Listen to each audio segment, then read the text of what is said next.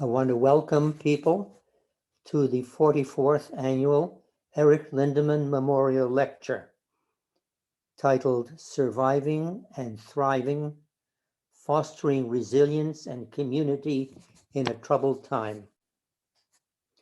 The Lindeman Memorial Lecture honors Eric Lindeman, a founder of social and community psychiatry. It does so by providing a forum in which to address community mental health, public health, and social policy issues, to give a hearing to those working in these fields, and to encourage students and workers to pursue this perspective even in times which do not emphasize the social and humane perspective.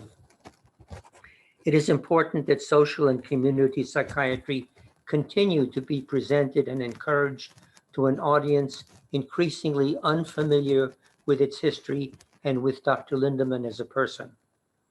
The lecturers and discussants have presented a wide range of clinical, policy, and historical topics that continue to have much to teach.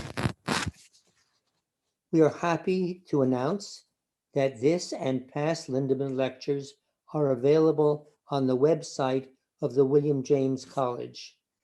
They can be accessed at www.williamjames.edu/Lindeman. A list of publications about Lindeman and community mental health has been distributed with your registration for this lecture. It includes a new history of community mental health and biography of Eric Lindeman, entitled Community Mental Health, Eric Lindeman, and Social Conscience in American Psychiatry, and is published by Routledge. Credit to those who have helped to maintain and create the Lindeman Lecture. The Eric Lindeman Lecture Planning and Organizing Committee includes Dean Abbey, Helena Cherepanoff, Rob Evans, Amy Lindeman, Brenda Lindeman, Francis Mervyn, Jackie Moore, and me. William James College has for some years provided a home and logistical support for the Eric Lindeman Memorial Lectures. Dean Abbey was director of their continuing education and community education program, and long provided intellectual and material support.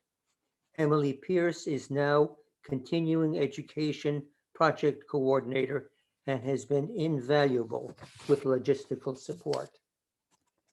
The North Suffolk Mental Health Association was an early partner with Eric Lindeman and the Massachusetts General Hospital in developing a community mental health program in Boston. It represents community involvement in mental health planning and services. The Lindeman family is represented by Brenda Lindeman, Dr. Lindeman's daughter and a public health educator, and Amy Lindeman, Dr. Lindeman's granddaughter, a mental health clinician. The format of the lecture will be presentations by the three speakers: Sharon Abramowitz, consultant to UNICEF; Manjola van Alphen, Chief Medical Officer of the North Suffolk Mental Health Association. Then there will be a 10-minute intermission, followed by Rob Evans, professional and organizational consultant and former executive director of the Human Relations Service of Wellesley, Massachusetts. And finally, discussion among the presenters. We encourage questions and comments from the attendees via the Q&A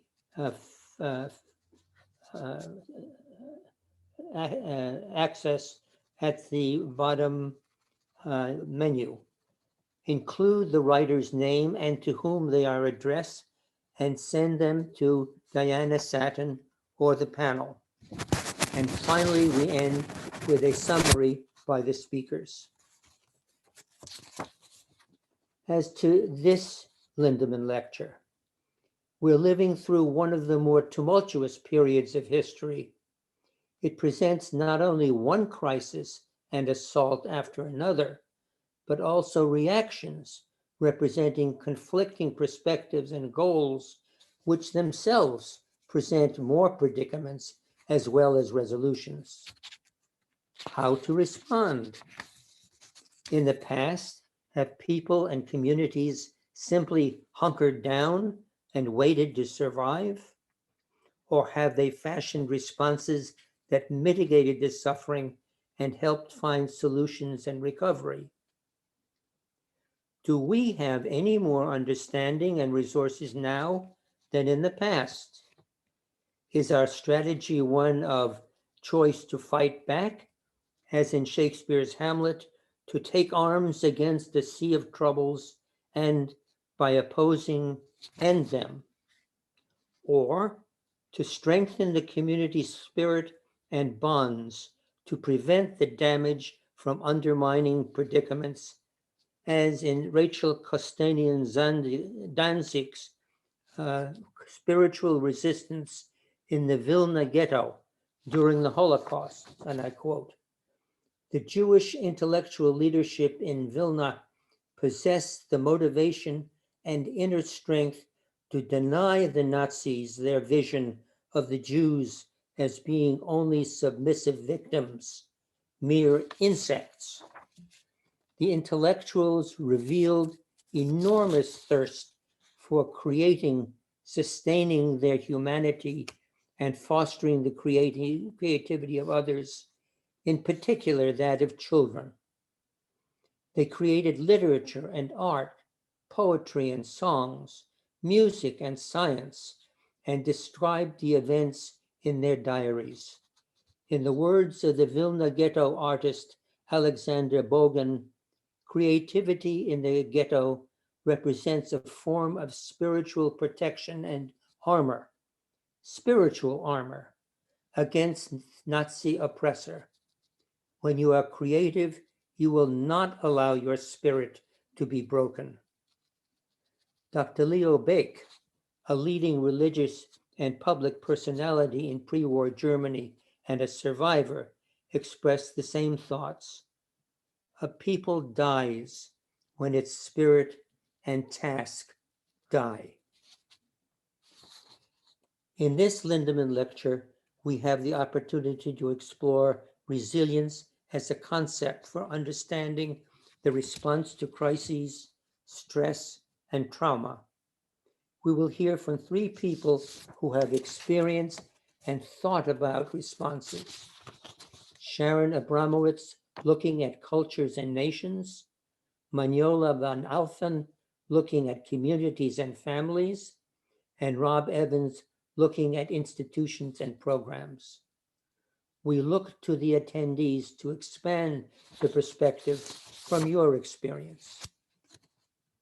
To start with, Sharon A. Abramowitz, MA, PhD, trained as an anthropologist, sociologist, and epidemiologist with credentials from Harvard University, Johns Hopkins Bloomberg School of Public Health, Brandeis University, and Rutgers University.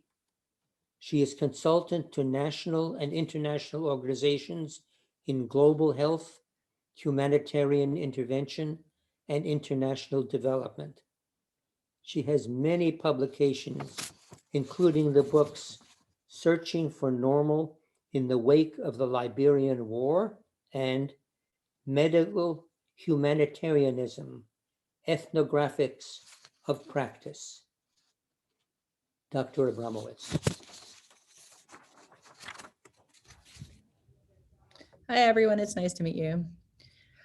First, I'd like to say thank you to the Lindemann Lecture Committee for inviting me to join you here today for the 44th Annual Eric Lindemann Memorial Lecture, and especially to my colleague, Elena Cherepanov, and to David Satin, who worked so diligently to make this event happen.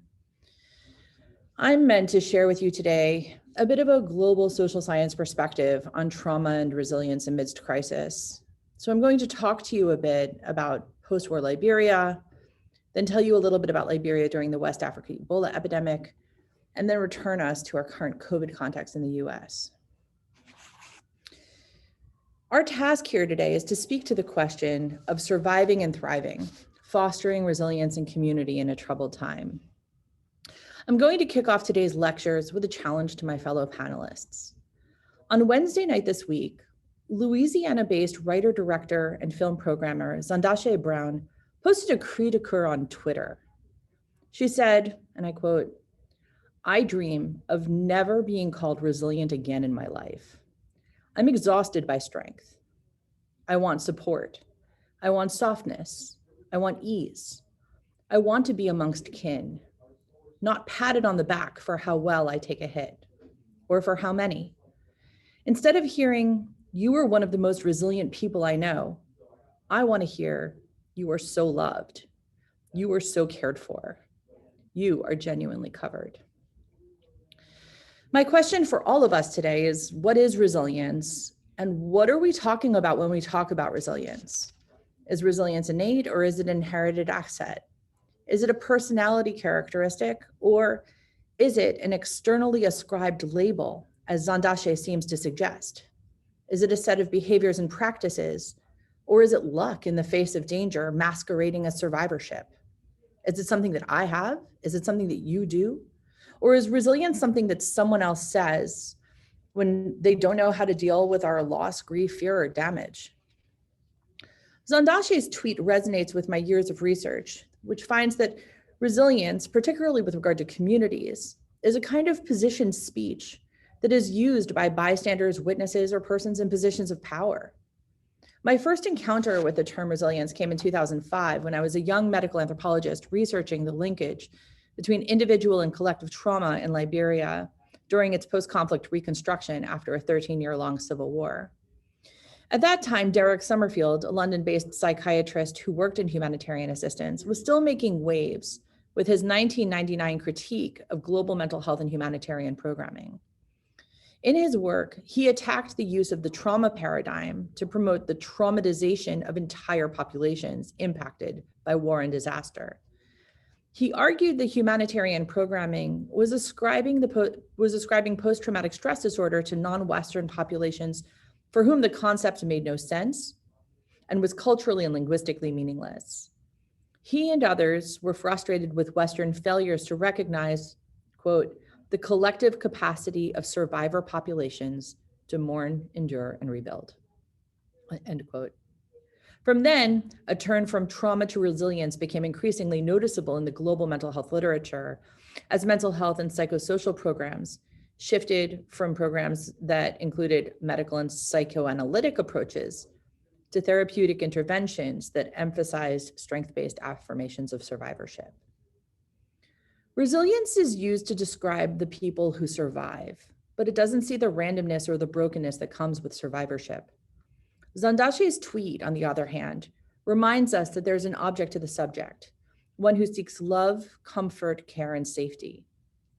Resilience is defined by its use to the speaker, not by how it is received by the spoken to. The resilient object may experience the call of resiliency as an affirmation, or it may serve as a reminder of the ways in which their survivorship has left them alive but fractured. Are people who are seen as strong in this way allowed to be weak? Can we hold together the idea that someone can be both resilient and that survivorship itself can be exhausting, even crippling, and that one day's resilience is next day's collapse? Resilience is what you want if you have to live in survival, but love, comfort, care, and safety, being covered, is what we need for life. Now, in post-war Liberia, the impetus to rebuild the country was motivated by internal forces, but the terms were defined by external powers. The country of 3 million people had largely been depopulated due to years of massive, horrific violence, and more than half of the population lived in internally displaced person camps or in refugee camps in neighboring countries.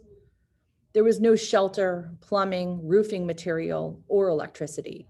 There was no food. There were no schools. All medical services were provided by humanitarian NGOs. All the livestock had been eaten. Farms were overgrown. And mining deposits had been raided by foreign countries and black market dealers. But in 2003, the international community brokered an agreement among competing stakeholders. This agreement resulted in the departure of Charles Taylor from Liberia, the arrival of the United Nations mission in Liberia in a vast peacekeeping operation, and the installation of a national transitional government. UNHCR promptly notified all 1.5 million residents of its refugee and IDP camps that the camps were going to close. And in short order, long caravans of white trucks full of humans were rolling back to Liberia. While refugees were being turned into war survivors, a reckoning was taking place inside Liberia.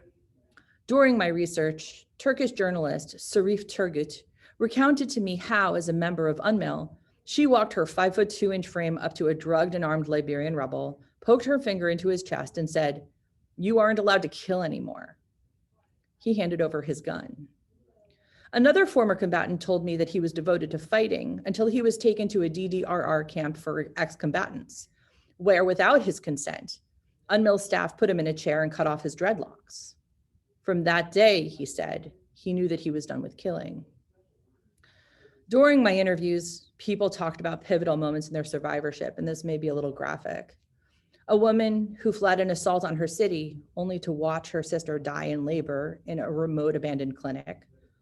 A man who was forced to sing while watching family members be raped. A woman who was handed off as a girlfriend from one general to another while intermittently being imprisoned, tortured, and accused of being a spy. My colleague Chris Coulter called these experiences of survivorship choiceless choices, a beautiful formulation that problematizes the trauma resilience dialectic. But in the years after the war, the legacy of survivorship imperiled the project of post-conflict reconstruction. There were seemingly random mass violent mobs almost daily in Monrovia, strikes, widespread crime, and corruption. People were afraid and sought redemption and forgiveness and protection in hardline evangelical Christian sects.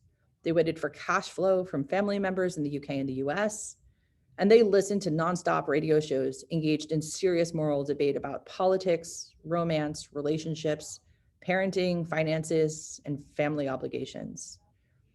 Some people claimed the mantle of toughness, but to be honest, with an average life expectancy of 42 years of age, the statistics belied the claims.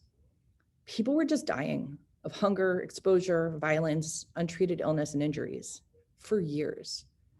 But at the same time, brick by brick, they rebuilt houses, re-registered children in schools, found work, replanted gardens and farms, and rebuilt trade. They reestablished networks of care and reestablished economies of interdependency. They founded mutual aid societies, went back to churches and mosques, and voted in elections. They rebuilt their worlds. Surely this was resilience. A key question that has guided my research is, after a population talks itself into mass violence, ethnic cleansing, and genocide, how does it talk itself out again? The shift from peacetime to war is often a long, slow, and gradual sequence of social processes punctuated by very rapid events. The shift from war back to peace was the same. First, people found their people. Then they found food, work, and shelter. If they were lucky, they stayed alive. Over time, there were more people, and the food and the shelter and the work got a little better. It was possible to include a few more people in their economies of care. During my fieldwork in Liberia, I often shared room with Liberian nationals who were medical and psychosocial workers and learned that survivorship came at a high cost. Humor and generosity helped people get through the day, and humanitarian work played a critical role in providing social and economic meaning to their survivorship. But nights came with night terrors, prayers, and fears of demons, Satan, witches, and militias. The following day, people would eat, drink, joke, take Valium, pray, work, and keep going. When they could, they hugged their families and took pride in being the economic pillars of their families during post-war economic crises. Some psychosocial workers told me that their symptoms of mental illness resolved when they received training as psychosocial workers and realized that they could help other people. As Somasundaram describes, in collectivist cultures, experiences of rupture are not just experienced and interpreted on an individual level. I quote, "The family and community are part of the self, their identity, and their consciousness. Families act to define and interpret the traumatic event and give it structure and meaning," end quote. Collective trauma occurred in Liberia. The lifeways and traditional practices of entire cultures were not reproduced. Traditional healing practices were lost. Domestic and community level violence escalated. And there was a fundamental reorganization of identity around national, ethnic, regional, linguistic, and religious lines. Furthermore, peace building came at an enormous social price that reified some of these traumatic effects.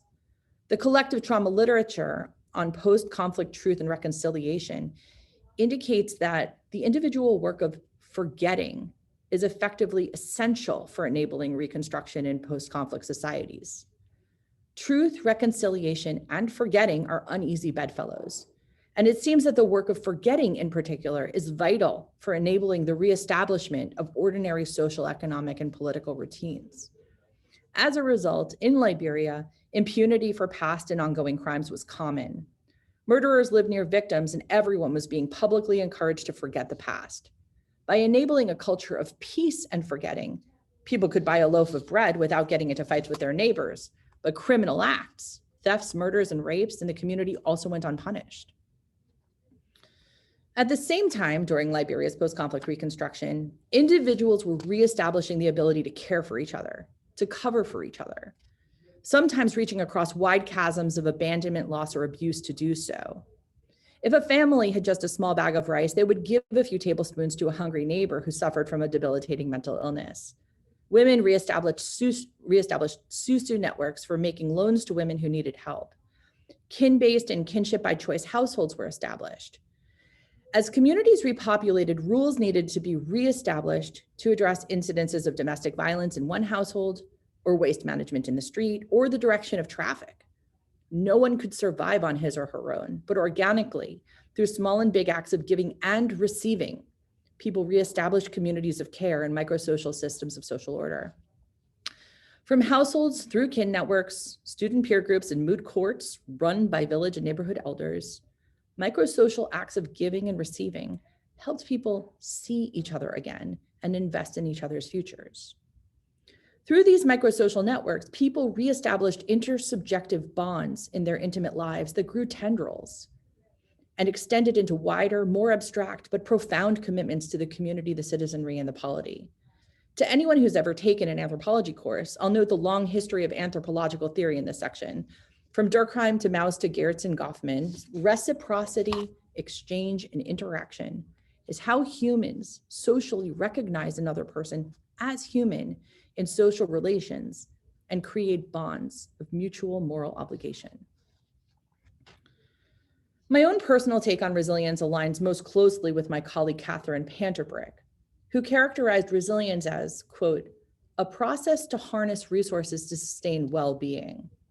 Her work demonstrated how collectivist values like hope and identification with super-individual causes had direct impacts on the presence of psychiatric symptoms.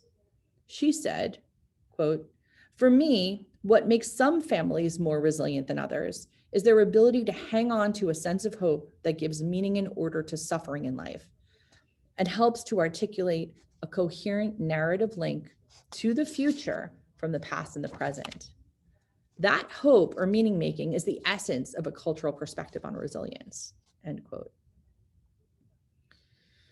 I believe that the social connections that reformed in the aftermath of the war fundamentally defined the response of the Liberian citizenry to the West Africa Ebola epidemic of 2014 through 2015. At the debut of the West Africa Ebola epidemic, Liberia ranked 172 out of 189 countries on the Human Development Index. The government was not taking care of its people, and poverty was and remains everywhere. But gradually, sustainable development indicators were rising. More children were going to school, adults were living longer, healthcare was slightly easier to access, business was better, and legal reforms were improving the rights of women. Then, rapidly, after a worsening Ebola situation in Guinea led to a few small outbreaks in the north of the country, Ebola hit Monrovia, Liberia's largest city, where nearly 50% of the population lived. As the situation worsened, rumors circulated. The international community mounted a flailing response and the city shut down. We all know the eerie silence that comes with shutdown, right? Now try, if you can, to imagine March 17th, 2020, when, at least in my town, everything went suddenly quiet. Now imagine this in a riotous African city where Ebola was killing not 1 in 100, but 1 in 2 of every person that it affected. In a horrific denial of local religious and cultural traditions, corpses were being mass incinerated. People who were being taken to Ebola treatment units were dying unidentified, and their family members didn't know what had happened to them.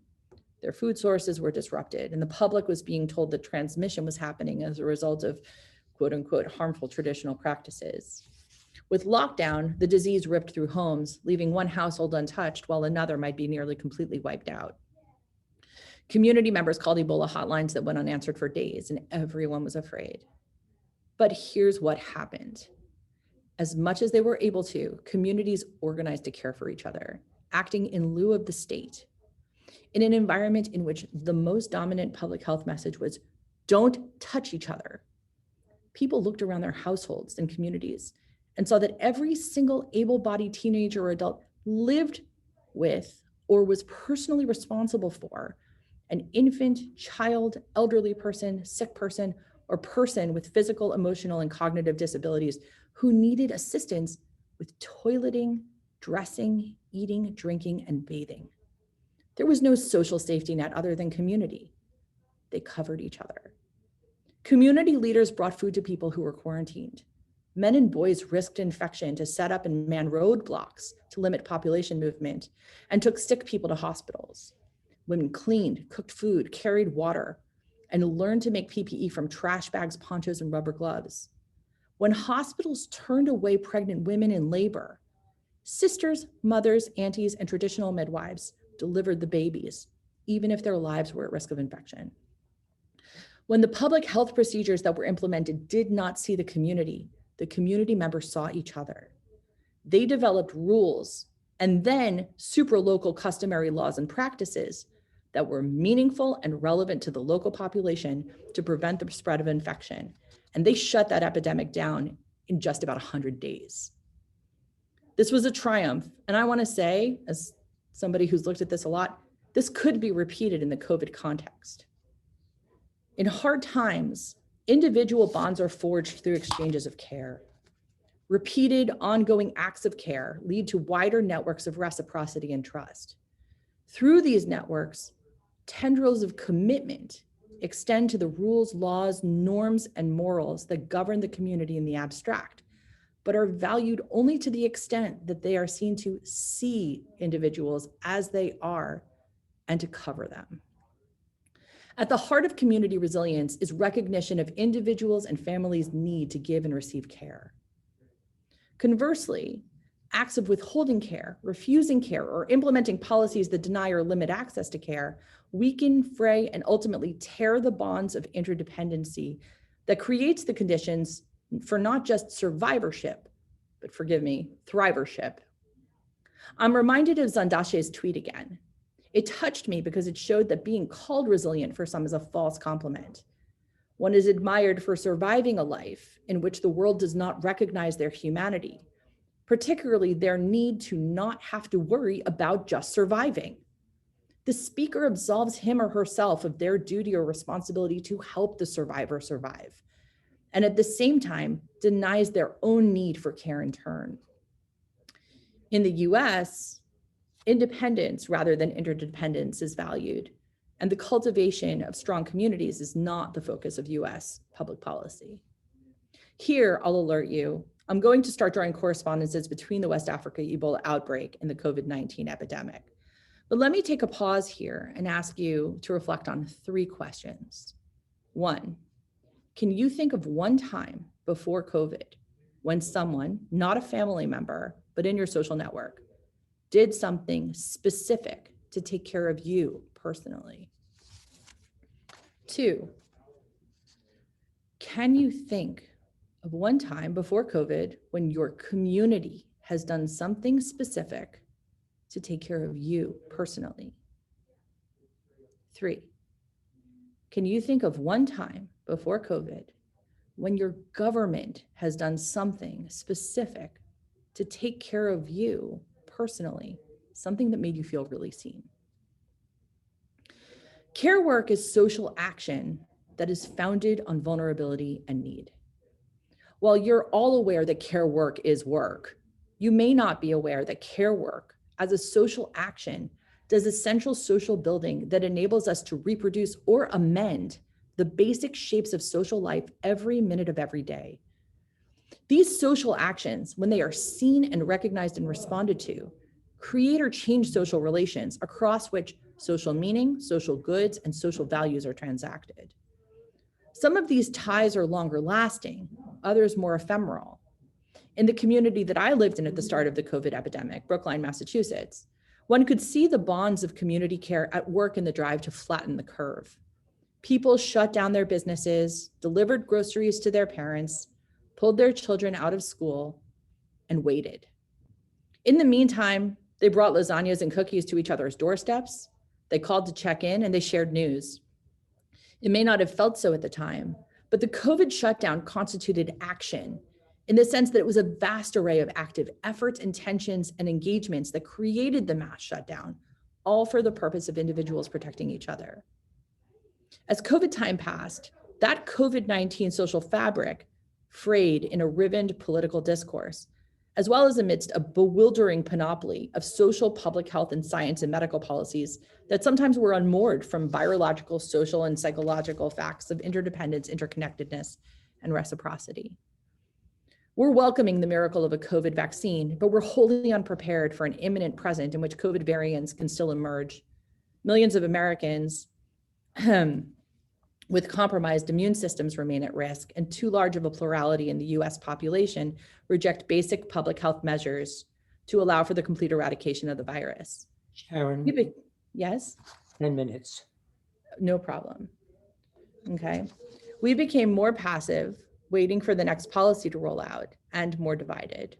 Amazingly, the United States still lacks a community engagement approach to address the COVID-19 crisis. I have one more page.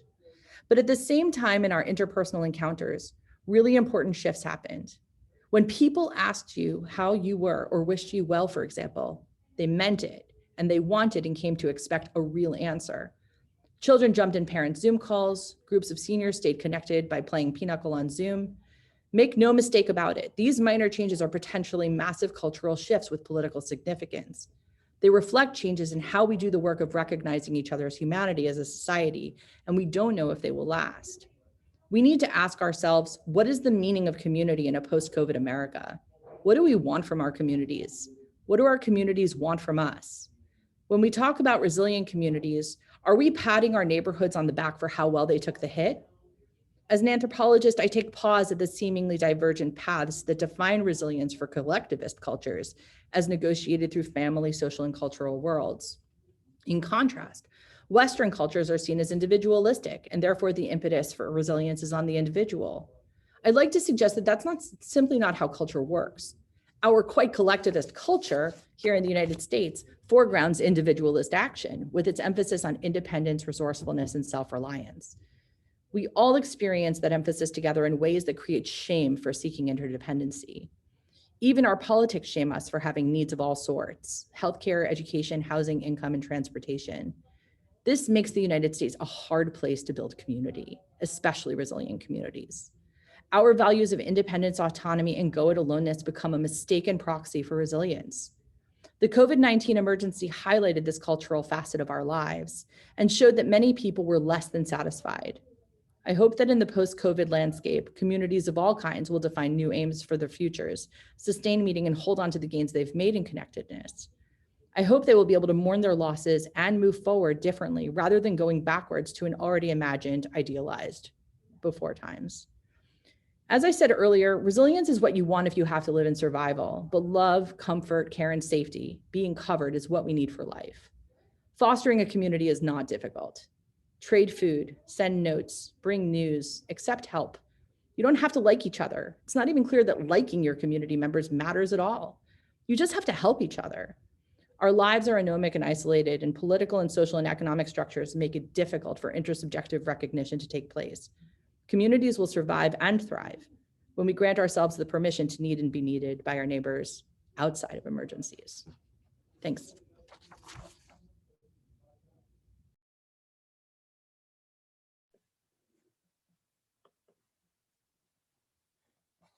Thank you, Sharon, for introducing the issues of loss, regaining, and maintaining community. Our next speaker is Manjola van Alphen, MD, PhD, MBA, Chief Medical Officer for the North Suffolk Mental Health Association, instructor in psychiatry at the Harvard Medical School, member of the Schizophrenia Clinical and Research Program at the Massachusetts General Hospital, who focuses on healthcare organizational leadership and facilitates access to care for the most vulnerable individuals. Manjola?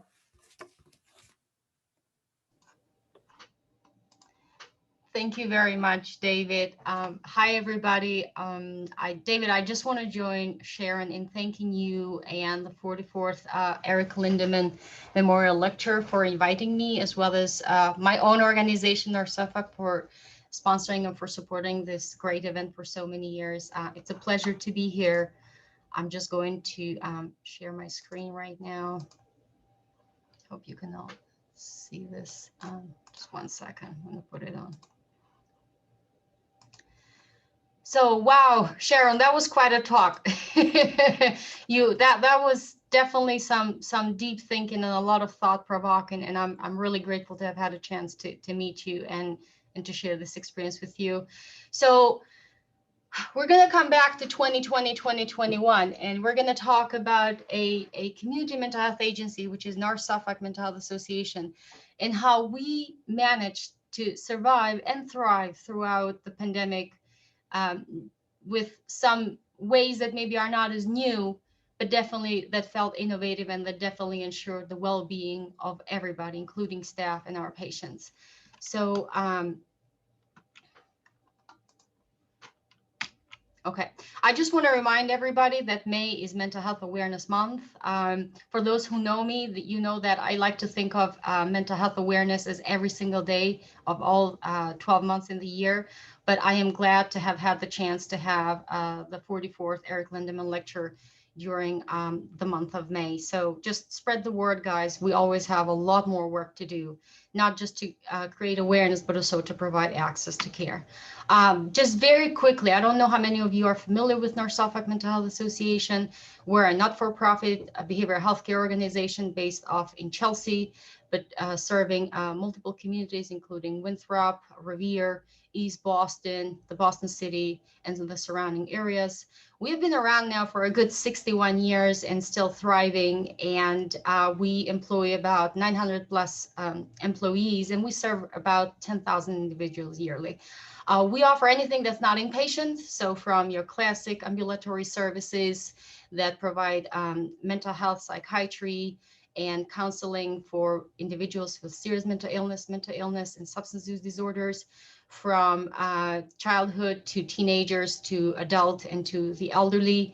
We have a very comprehensive network of crisis services, community services, including in-home therapy, community services agency, services for the very, very young ones from the 3 months of age for early childhood intervention, as well as our larger program that are called the residential programs through the Department of Mental Health for patients with serious mental illness, as well as through the Department of Developmental Services for patients with developmental disorders. We provide a range of services, like I just mentioned, and in addition to the clinical care and to the community outreach, we also provide a lot of research, education, training activities for a range of students and trainees within the realm of behavioral health and mental health. And what has served us for 61 years and what served us even more so during the pandemic was our collaboration with our community partners, which what I have put in there, it's only a very small handful of the multiple collaborators we actually have throughout the state of Massachusetts. I just want to take 30 seconds to remind us of the passing last fall of Dr. Rachel Edelman-Cohen. For those of you who are familiar with her, she was a very remarkable woman, a very remarkable psychiatrist and physician. She was the very first psychiatrist and medical director for North Suffolk Mental Association. And she was also one of the first handful of women to actually graduate from Harvard Medical School. It's funny to think that it was only in 1945 that actually a woman set foot at Harvard Medical School. I also would like to bring up Dr. Rachel Edelman-Cohen also because she was actually superintendent of the Eric Lindemann Mental Health Center before the 1980s when she then moved down to Florida. Again, a remarkable physician and a remarkable woman. So when our CEO, Jackie Moore, invited me to consider participating at this lecture, and then as we were discussing with Dr. Sading, I started thinking about resilience and saying, what really is resilience? And the first thing I could think about, is that what you call thick skin in English? Let me find out. So being who I am, I went to actually look for it. Being a student forever, I said, well, let me research it a little bit. And to my surprise, I found that there are about 234 million mentions of the word resilience on if you just go into google.com. So needless to say, although I tried to look to a few of them, that wasn't taking me too far. So I went back to what I had thought of resilience and how to manage these very scary moments in our modern history. And I went back to a quote that I had actually come across when I was looking for advice for retirement. Yes, you'll see the quote and you'll understand. This fantastic tennis player is Arthur Ashe. He was the very first and actually only African-American tennis player to have won 3 Grand Slam singles, a fantastic player as well as a remarkable human being. And there was a quote that is used by him in so many contexts, and it says, start where you are, use what you have, and do what you can. And I don't know why that really resonated with me outside of retirement planning, but there was something about those keywords, start, use, and do. And the more I kept thinking about them, and the more they all had something in common. They all meant action. And thus, this has stuck with me as something that I think about during moments of crisis or difficult moments. And definitely, I think something that we as an organization really took on very quickly upon the pandemic hitting us. March 10, 2020, I think we all were hit with the news, which we saw it coming, but we still were a little bit in disbelief. It looks like we're having a pandemic coming on. And we as an executive team are meeting, and then we started thinking, now what? We've gone through a snowstorm, we've gone through icy, highways. We kind of know what to do and how to manage that. We're going through drought and we're going through very hot summers.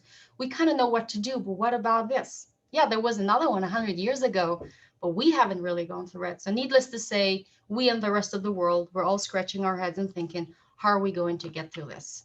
So the very first thing we did on March 17, literally a week after the Charlie Baker, the governor of the state of Massachusetts, started to declare restrictions as far as the number of people who could get together in closed spaces.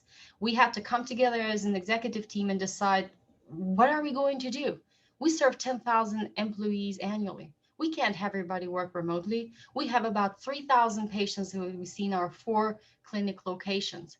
Yes, telehealth is one of our strategic goals, but we're just starting to work on it. How are we going to do this? Literally overnight, from Friday night to Saturday and Sunday morning, we had all of our front desk staff come into the clinics to call every single patient who was scheduled to come in on Monday and say, please do not come into the clinic. Your nurse, your clinician, or your doctor is going to call you and you're going to have the session via phone. We yet did not know back then whether whether audio only sessions were going to be reimbursed. We did eventually obviously set up telehealth with video connection, but again, we did not have that news on March 17. Well, we knew we had to take action. We knew we had to do something. And we were not going to let our patients hang in high and dry. We're going to take care of them and going back to the old-fashioned telephone call. So again, thinking about action and then thinking about start where you are. We're in the midst of a pandemic. We don't know what to do. Use what you have. That was thought-provoking. And then do what you can. And it was thought-provoking from two perspectives. Number one is, this is what we tell our patients every day. This is what we tell our clients and our community members when they come to us and they're struggling with mental illness or substance use disorder and other psychosocial problems that they have. We're like, we're going to start right here, right now. We start where you are. And we're going to use what you have, and you're going to do what you can, and we're going to do it together. And needless to say, it starts with our people. For some of you who might have witnessed another lecture of mine before, I have used this picture because I still look at it and it puts both tears in my eyes, but it also puts a great smile on my face. These are some of our most remarkable staff who continue to provide services in person throughout the entire pandemic. But it also starts with our community partners. Like I mentioned earlier, our organization throughout the 61 years has fostered fantastic and very strong collaboration with so many partners. And God knows, did we need all of them and every single one of them during these tough times. So I will talk very quickly about Quest Diagnostic and also the city of Winthrop. And the reason why I'm circling that, also this is General, our own on-site pharmacy. Just keep these three in mind because I'm going to go back to these partners very soon again. So here we are. I'm sure you've seen this kind of logic and strategy in so many other organizations, probably in your own organization, probably in your own life, thinking about, okay, how are we going to keep everybody safe? How are we going to do this? We don't have vaccines. There are not yet so many masks out there. We don't have enough to change them as often as we can. Who should we screen? What should we screen them for? How are we going to stop foot traffic? We can't have everybody work from home. 2/3 of our staff works in our residential treatment programs. How is that going to work? So how do we continue caring for people while keeping everybody safe? And how do we remain operationally viable so that, you also need to have financial viability because we do want to pay our folks and we want to make sure we continue taking care of people. We don't have a clue how long this pandemic is going to last for. Again, a lot of this you probably see, concerns about PPE and symptom screening, client and employee health, COVID testing. A year ago, COVID testing was like winning the lottery to get anything like that. How do we limit foot traffic? How do you keep social distancing in a group home where you have up to 6 or 8 patients or clients with serious mental illness or developmental disorders, and at any given time you have at least 2 or 3 or even more staff who actually work there? That just truly felt like we don't know how we're going to do this. And yes, what are we going to do with schools closing and daycare closing, and some of us having children? How are we going to make sure that we have enough staff to continue delivering services and taking care of our people? So one thing I do want to point in here, and then I'll talk about what I think this whole presentation is about, is how did we manage to keep more than 200 residents into our group homes safe, and also keep our staff safe and make sure that we kept their employment and we kept everybody's paycheck. I do want to point out to the COVID testing. I mentioned earlier Quest laboratories. Many of you, at least those who are from Massachusetts, might recall that on March 30th, this very, very sad and sort of tragic news came about the fact that there had been a community spread of COVID-19 into the Soldiers' Home in Holyoke Center. This was really, really tragic. It looked like, things had been going on for a while. Nobody knew what to do.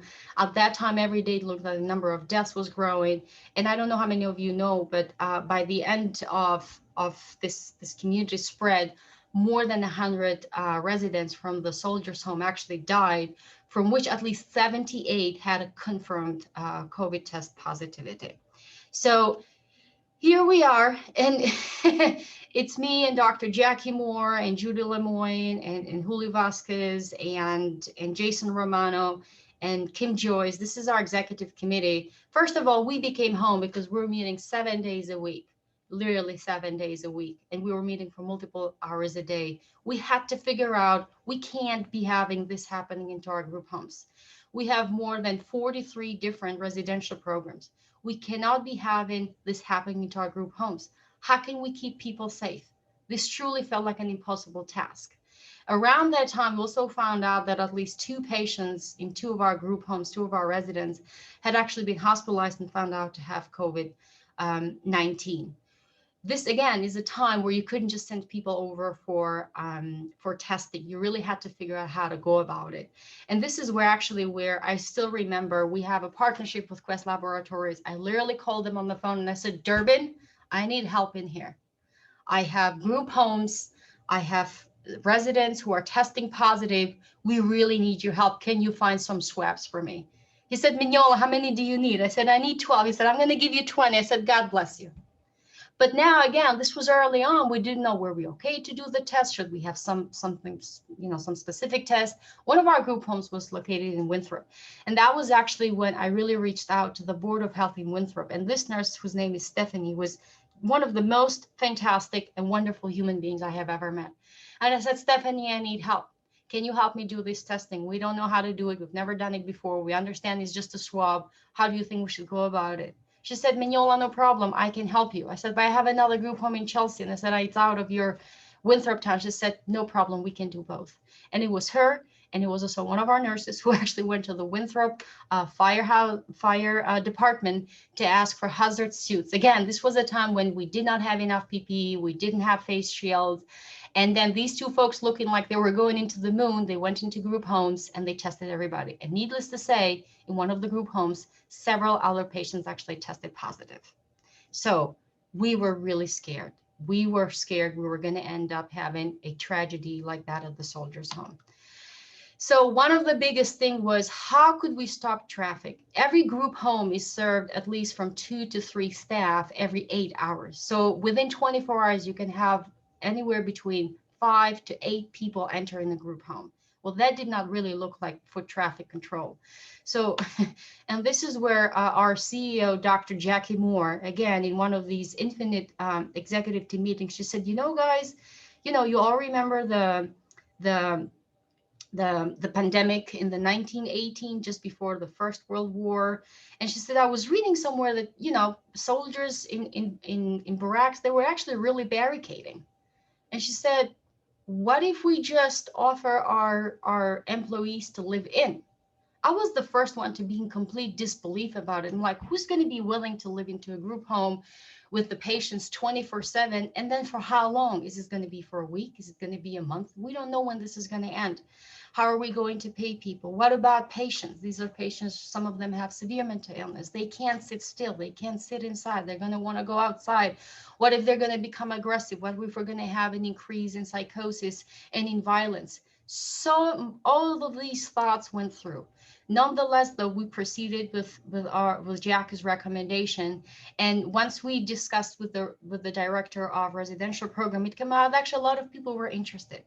Yes, there was absolutely a financial incentive, and yes, we wanted to make sure that we would keep them safe. But a lot of people were interested. Why? They cared for their patients. They also cared for their own families. They wanted to have a job and they wanted to keep them safe. They knew that going in and out of these programs were going to put everybody at risk. The patients and the clients they were taking care of, themselves as well as their families. So here we are. We said, let's move in with this live-in model. And this literally meant moving in. And what we were trying to do, we knew this was not going to be a long-term strategy. But again, a year ago, more than a year ago, we didn't quite know what to expect. So we did what everyone would do is like, we have bleeding right now. How can we stop it? We need to gain some time until more PPE, until more testing is available. Maybe a vaccine will be developed. Maybe the summer will come and the incidence of COVID will go down. Just to remind everybody that Chelsea had the highest incidence of COVID positivity in the last spring. More than 40% of those tested for COVID tested positive. So you knew that every 10 people walking down the street, 4 of them was actually carrying the COVID virus. That is scary. So very quickly, more than 147 staff actually agreed to go into the moving in. 31 out of the 40 group homes were actually moved into a live-in mode. The other group homes were did not go into the model either because we didn't have enough staff to staff them, or because we had COVID already spreading. So at that time, some of the patients were actually into the hospital. About 163 of our residential clients were into the live mode. This started in April and it went until the mid-June, I believe, and it ranged everywhere from 2 to 9 weeks. Again, those who lasted the shortest, which is 2 to 3 weeks, were group homes where eventually somebody developed COVID symptoms and tested positive for COVID, in which case then the live-in mode was stopped. The average was about 7 weeks, needless to say. After the 2 or 3 weeks of the initial live-in, like I said, we had a few programs where eventually people probably they had encountered the virus before they moved into the live-in mode. But afterwards, we had literally zero positivity rate. Of course, it came at a price. The organization was extremely generous in making sure to recognize financially and incentivize the live-in mode, and it costed a good $1.7 million. We knew we would not be able to afford this for a long time, but we also were really, really, really grateful to see what this did as far as keeping our community safe and keeping our group homes. Sharon just said something that somebody else had said a process to harness resources to ensure well-being. Well, this is how we harnessed any resource we had, which is our people and whatever capital we had, to make sure that both of our clients and staff remained safe. Very quickly, we did a survey. We wanted to see how our patients and clients were feeling about this. You can see some statistics in here. I don't want to give you headaches with numbers on Friday afternoon, but this obviously was done via phone call. But we know that the majority of clients were actually satisfied with how North Suffolk tried to handle the emergency, and the majority of them did feel safe into our current environment. One thing I just really want to point out, we did not have nor even one single violent episode into our group homes. We did not even have one single patient or staff struggling or suffering. If anything, all of a sudden, there's a sense of community that was growing even more. Every group home was having routines. Every group home started to build their way of living together. And we were actually so impressed by how positively patients responded to this. I was the first one to think, oh my God, this is going to be a disaster. And to my disbelief, fortunately so, the results was absolutely astonishing. Again, this is just more data as far as the survey that we did. Again, this is between April, May, and June. This is the total number of clients who have tested positive. Again, we serve more than 10,000 individuals. To our knowledge, about 157 clients tested positive. You can see huge numbers within the month of April and May, and then obviously towards December and January. But this is actually the number of clients in the group homes. Again, these are the residential treatment programs in the community where patients with serious mental illness and developmental disorders live. And 51 of them tested positive. Of note, the only positive case is actually tested very, very early into the pandemic.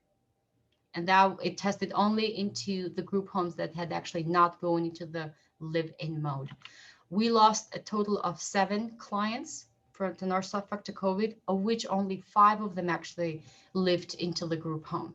So again, if I think about what happened at Soldiers Home, and if we think about what some of our peer community mental health organizations who also have large residential treatment programs, although every life is as precious as it gets, it still felt like we protected more that we could have done had we not gone into the live-in mode.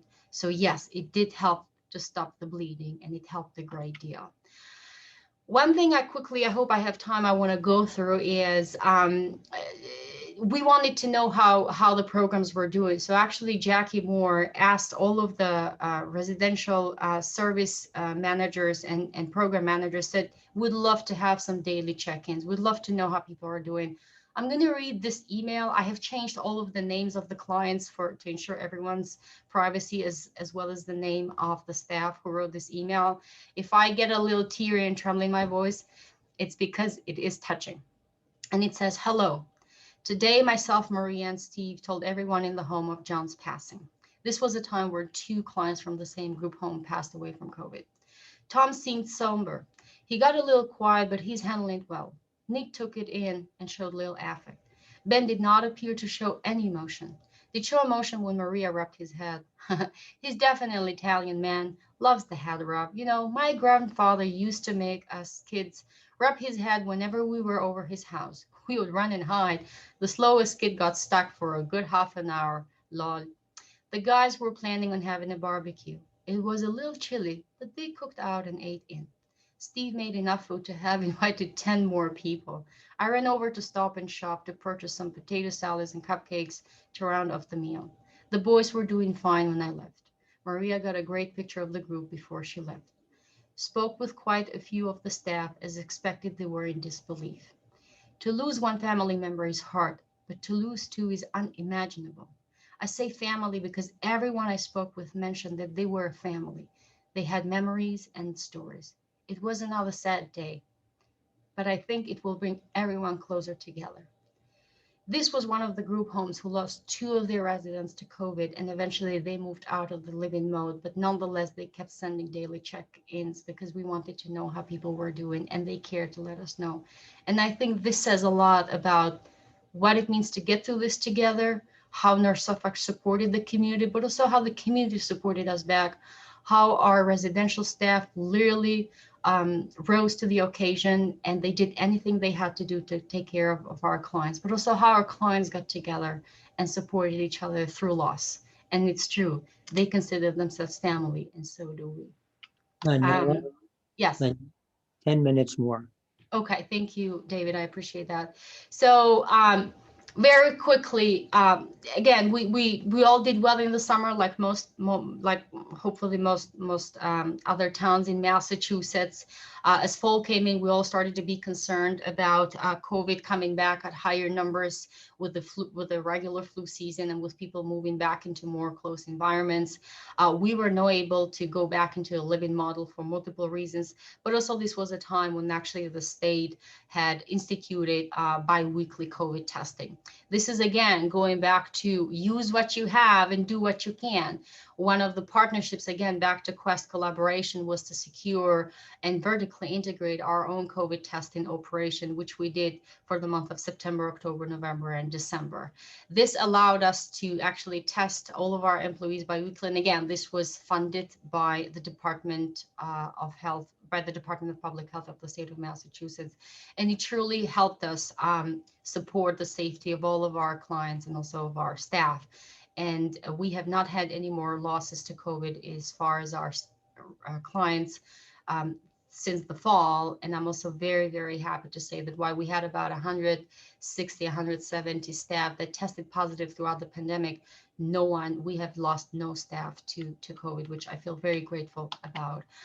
Very quickly in outpatient services, we did keep the clinic open. Yes, a lot was done via telehealth, a lot was done with telephone, a lot was done with a video component, but we did a lot. One of the things I didn't mention is that when we moved to remote and we couldn't see our patients anymore, or we could only see them virtually, one thing that we did is we wanted to make sure no people were left behind. We wanted to know where our patients were. So we actually developed lists, and every 2 weeks we would run everybody's caseload. And my joke was, do you know where your children are? Do you know where your patients are? Do you know where your clients are?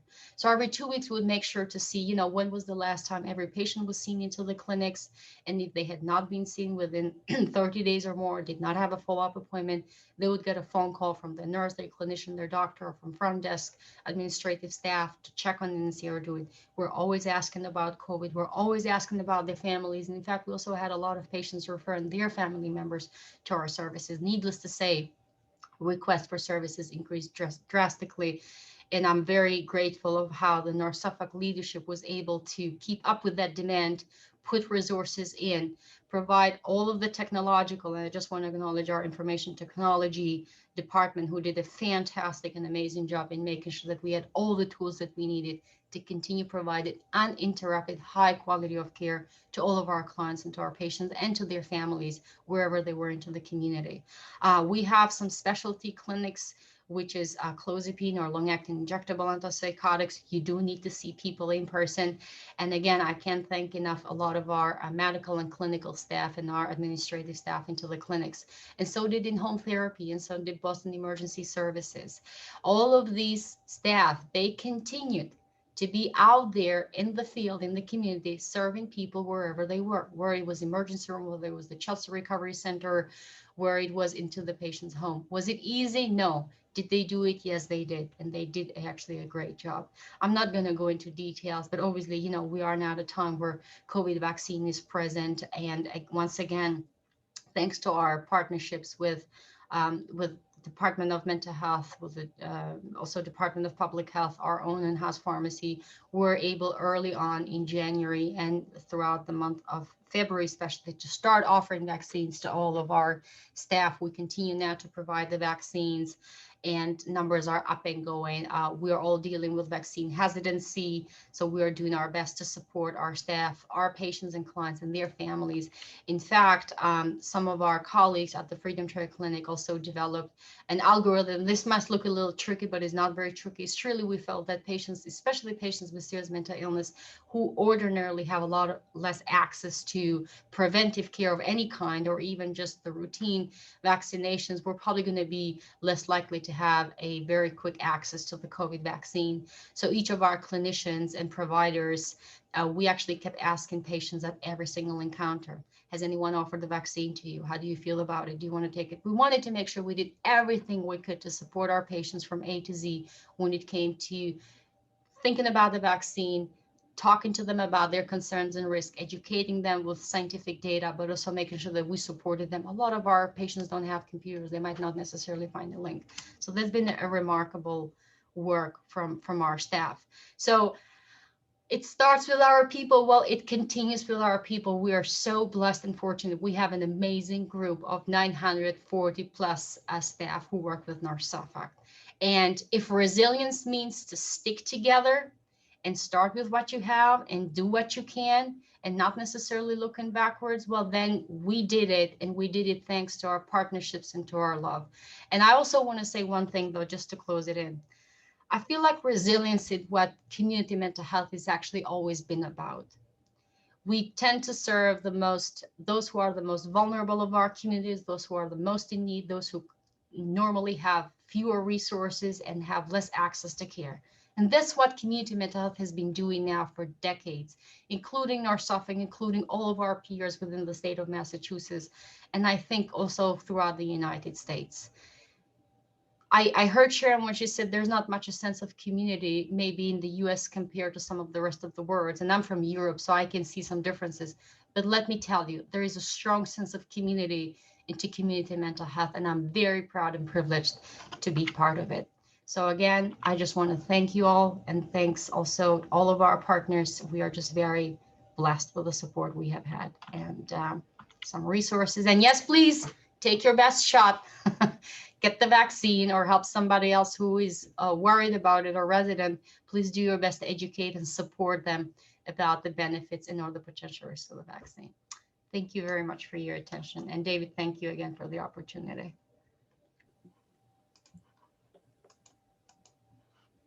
Thank you, Manjola.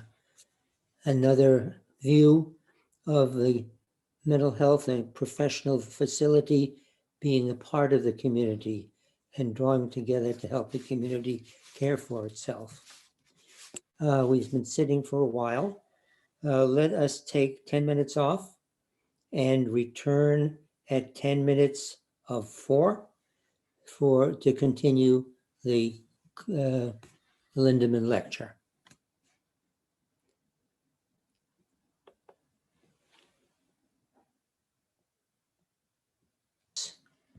Resume the meeting.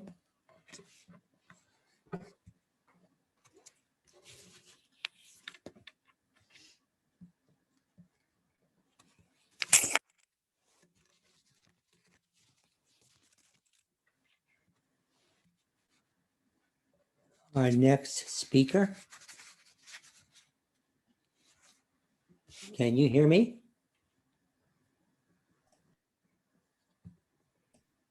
Yes. Good.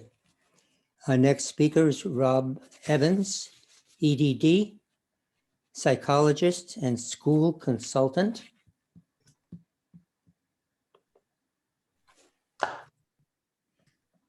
Former high school and preschool teacher, and for many years, a child and family therapist. Longtime executive director of the Human Relations Service of Wellesley, Massachusetts, who provides consulting and training services, including professional development programs, organizational consulting services, and parent education programs. His particular interests are in leadership, in helping schools cope with change, in crisis intervention, and improving collegiality and candor among educators. The books that he has written include 7 Secrets of the Savvy School Leader, Family Matters, How Schools Can Cope with the Crisis of Child Rearing, and The Human Side of School Change. Rob, it's yours. Thanks, David. You and I know each other a long time, but I'm going to repeat the thanks that you've already heard for the chance to be here. This has a particular ring for me. I did spend 45 years working at the Human Relations Service, which is the private nonprofit community mental health agency that Eric Lindemann founded. So in a way, I'm his administrative descendant.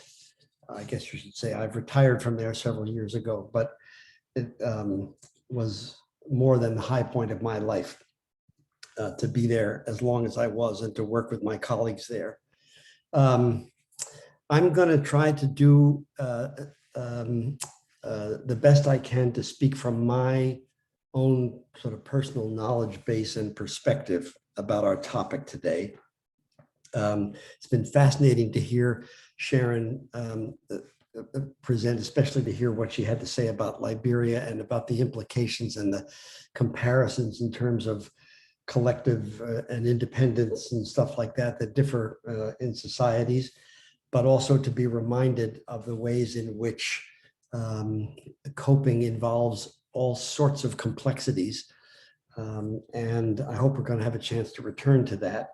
And then to hear from Manjola about an extraordinary piece of work to manage a clinical population, which is often very challenging, to put it mildly, and in large numbers, and to do it as well as they have done it. What I want to do is different. I want to talk about what I've learned this year. And I want to put some context around it. And I want to share what I see as some of the implications for mental health practice. And none of what I have to say will come across as new, certainly isn't rocket science. But actually, as you'll hear me say, I'm a believer that even though much about the pandemic is completely new and unprecedented for almost all of us, an awful lot of what appears to be successful in the way of coping, at least as I've seen it, is actually old and not at all unfamiliar. And what this year has done in some ways for me is to reinforce and confirm some things that I think many of us have long known or believed in. A little bit more of context. So I did spend much of my life doing child and family therapy. And I've spent all of my adult life working in schools, and all during the 45 years and now plus a couple that I was working at HRS, the Human Relations Service. I have been a consultant to schools, and I've always been interested in what I see as the human dynamics of a school. I'm certainly interested in children, but I'm especially interested in the people who take care of children. And it's they whom I've been concentrating on for a long while, and especially this last year. And in my life at this point, I have been in one way or another, however briefly, in just about 2,000 schools, most of them in the US, but a number of them international. And I want to draw on this experience, and I want to do 4 things. I want to say how I understand resilience. I want to share some of what I think I've learned this year in the wake of the pandemic. I want to share what I see as a couple of implications for clinical practitioners, including a couple of concerns that I've long had and that the pandemic has has strengthened. And I just want to tell one or two quick pandemic stories. So first, a definition. There are a couple of, people, specialists in the field, whose work I especially admire. One is Jack Shonkoff, who's the director of the Center on the Developing Child at Harvard.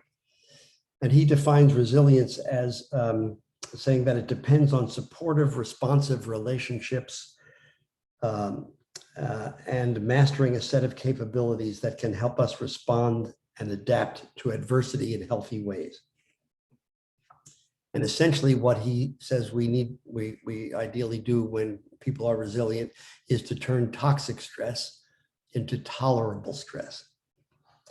Ann Maston at the University of Minnesota, who's one of the most known international voices about and scholars of resilience, defines resilience as the capacity of a system, whether that system is a person, a family, an economy, or a community, to adapt successfully to challenges that threaten the functioning, survival, or development of that system.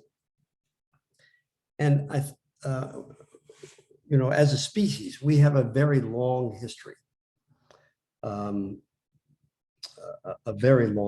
both biological and cultural, evolutionary and cultural, that's equipped us with some tremendous potential for resilience. But we all have to develop that potential in some way in the course of our lives, and most of us need to have it nurtured. It's a deep part of our sort of basic human heritage, as I understand it, but also something that we acquire as we grow through experience and through good nurturing.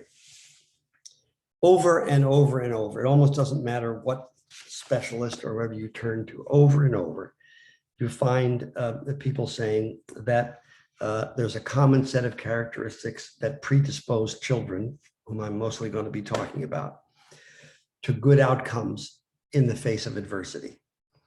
And the things that are always they always begin with the availability to a child of at least one stable, caring, supportive relationship with a caring adult. It's very hard to imagine a child developing real capacities to cope with great adversity without having that. There may be surely exceptions. I certainly haven't encountered them.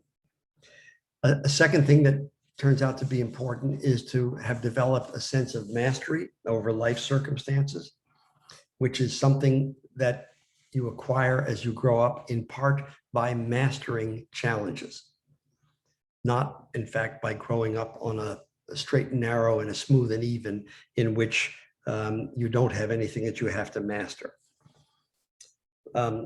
Most scholars would highlight also the importance of strong executive functioning, self-regulation skills. Again, something that kids have a better chance of developing when they grow up in a nurturing environment.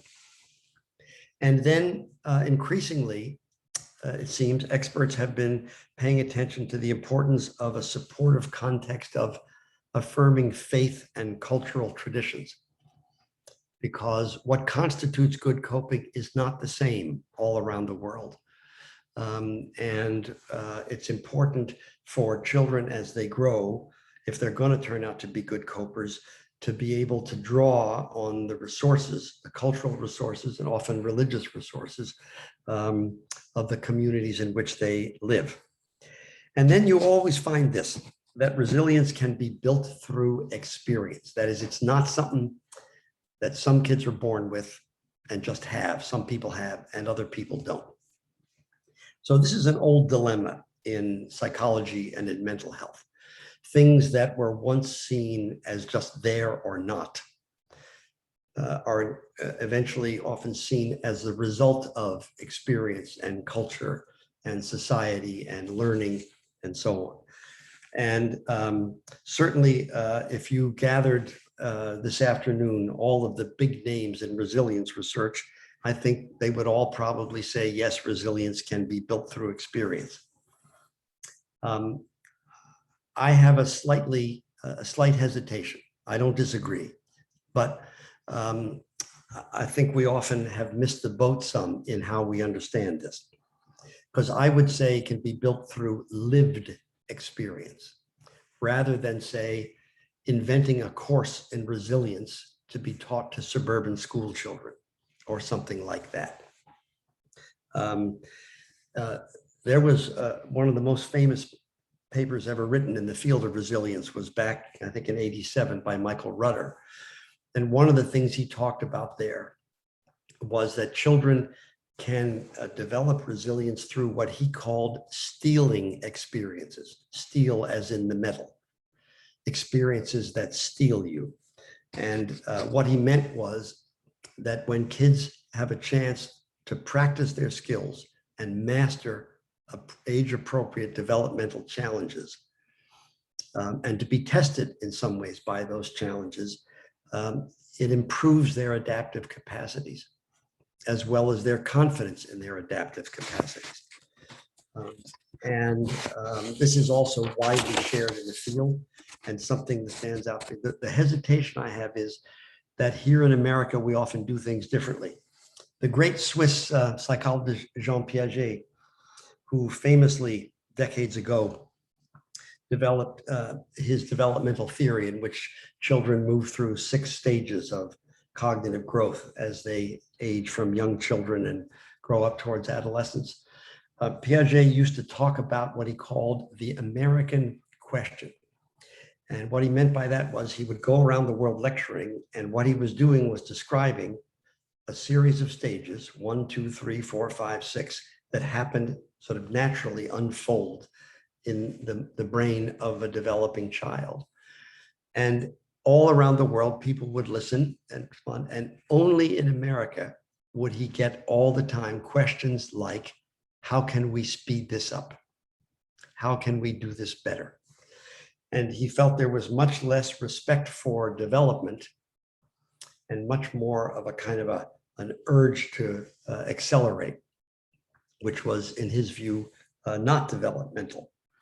And I think we've run some risk about that when it comes to resilience and to some of the related concepts about it that we've heard a lot about in recent years, things like, for example, grit and so on.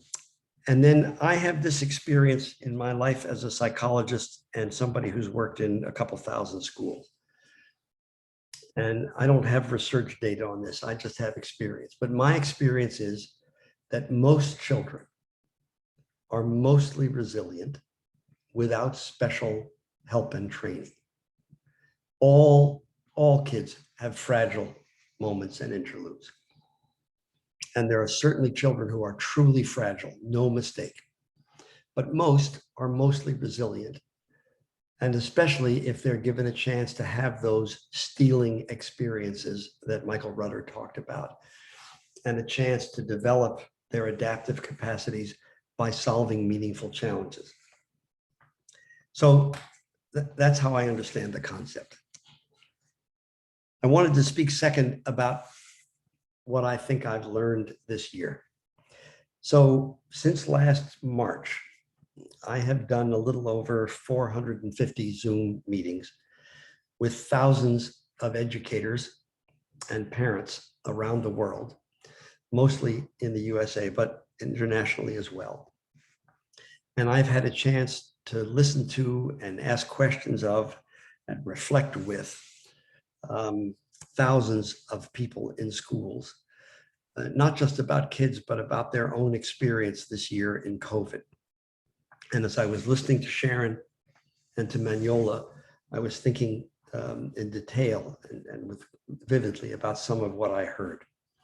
So what I did was, first, over and over, I asked educators, what's been hard? What was hard while I was talking with them?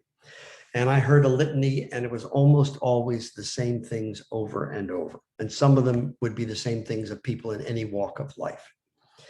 And some were unique to their particular occupation and situation. People were and are exhausted. If you know any teachers, you can assume that person is completely fried at this point in the year, absolutely fried. And they have found everything harder than it used to be. Many of us did. When you have to do all your meetings on Zoom, it's a lot harder than when you can actually sit in a room with somebody. When you have to dope out what someone is saying through a mask, it's a lot harder than when you can just look at them and see them whole and talk with them. People talked over and over about how hard their work was, but how unsatisfying it was. That they couldn't fulfill what they felt their real mission was, to be with kids. And when I started questioning teachers about that in schools where they were back in session all through the year, what I heard about over and over was teachers missing, feeling a real loss of connection with their students. I had a middle school Spanish teacher in Ohio. And, you know, you can't see much on these, big beefy guy that was, he leaned in, he said, you know, I have a lot of energy and I teach middle school Spanish. You teach middle school Spanish, you need energy and I've got it.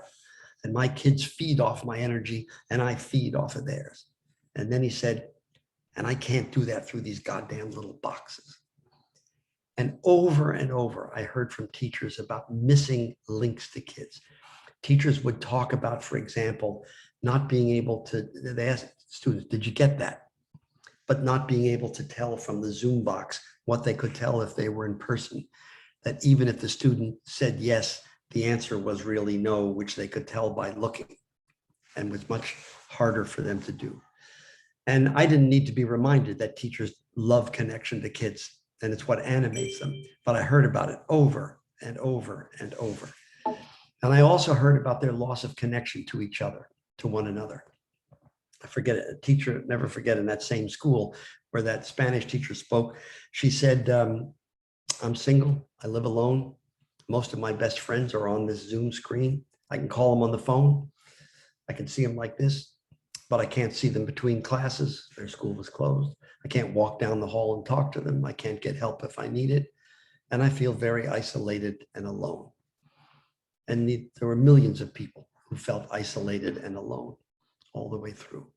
So I would hear all of this, none of it surprising, most of it not unique to teachers, but some of it with a tremendous intensity. And the other thing, of course, was what the rest of us have also been coping with, which was not just what had happened to their work lives, but what had happened in their home lives. And for everybody who went to work from home, whatever was great about parts of that, and however life-saving it was in some ways, it also erased the boundary line for large numbers of people between home and work. My case here, between school and work. People didn't get in a car and drive to school. Work, get in a car and drive home.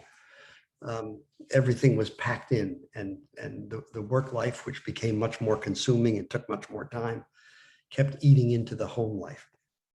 And finally, I think one of the things that, you know, has stood out for me is just the tremendous context of grief in this last year. And this is the first time in my life, and I'm pretty old, that I think one of the things that has united a lot of us is that we've lived with grief. And not just if you lost someone to COVID, even if you didn't.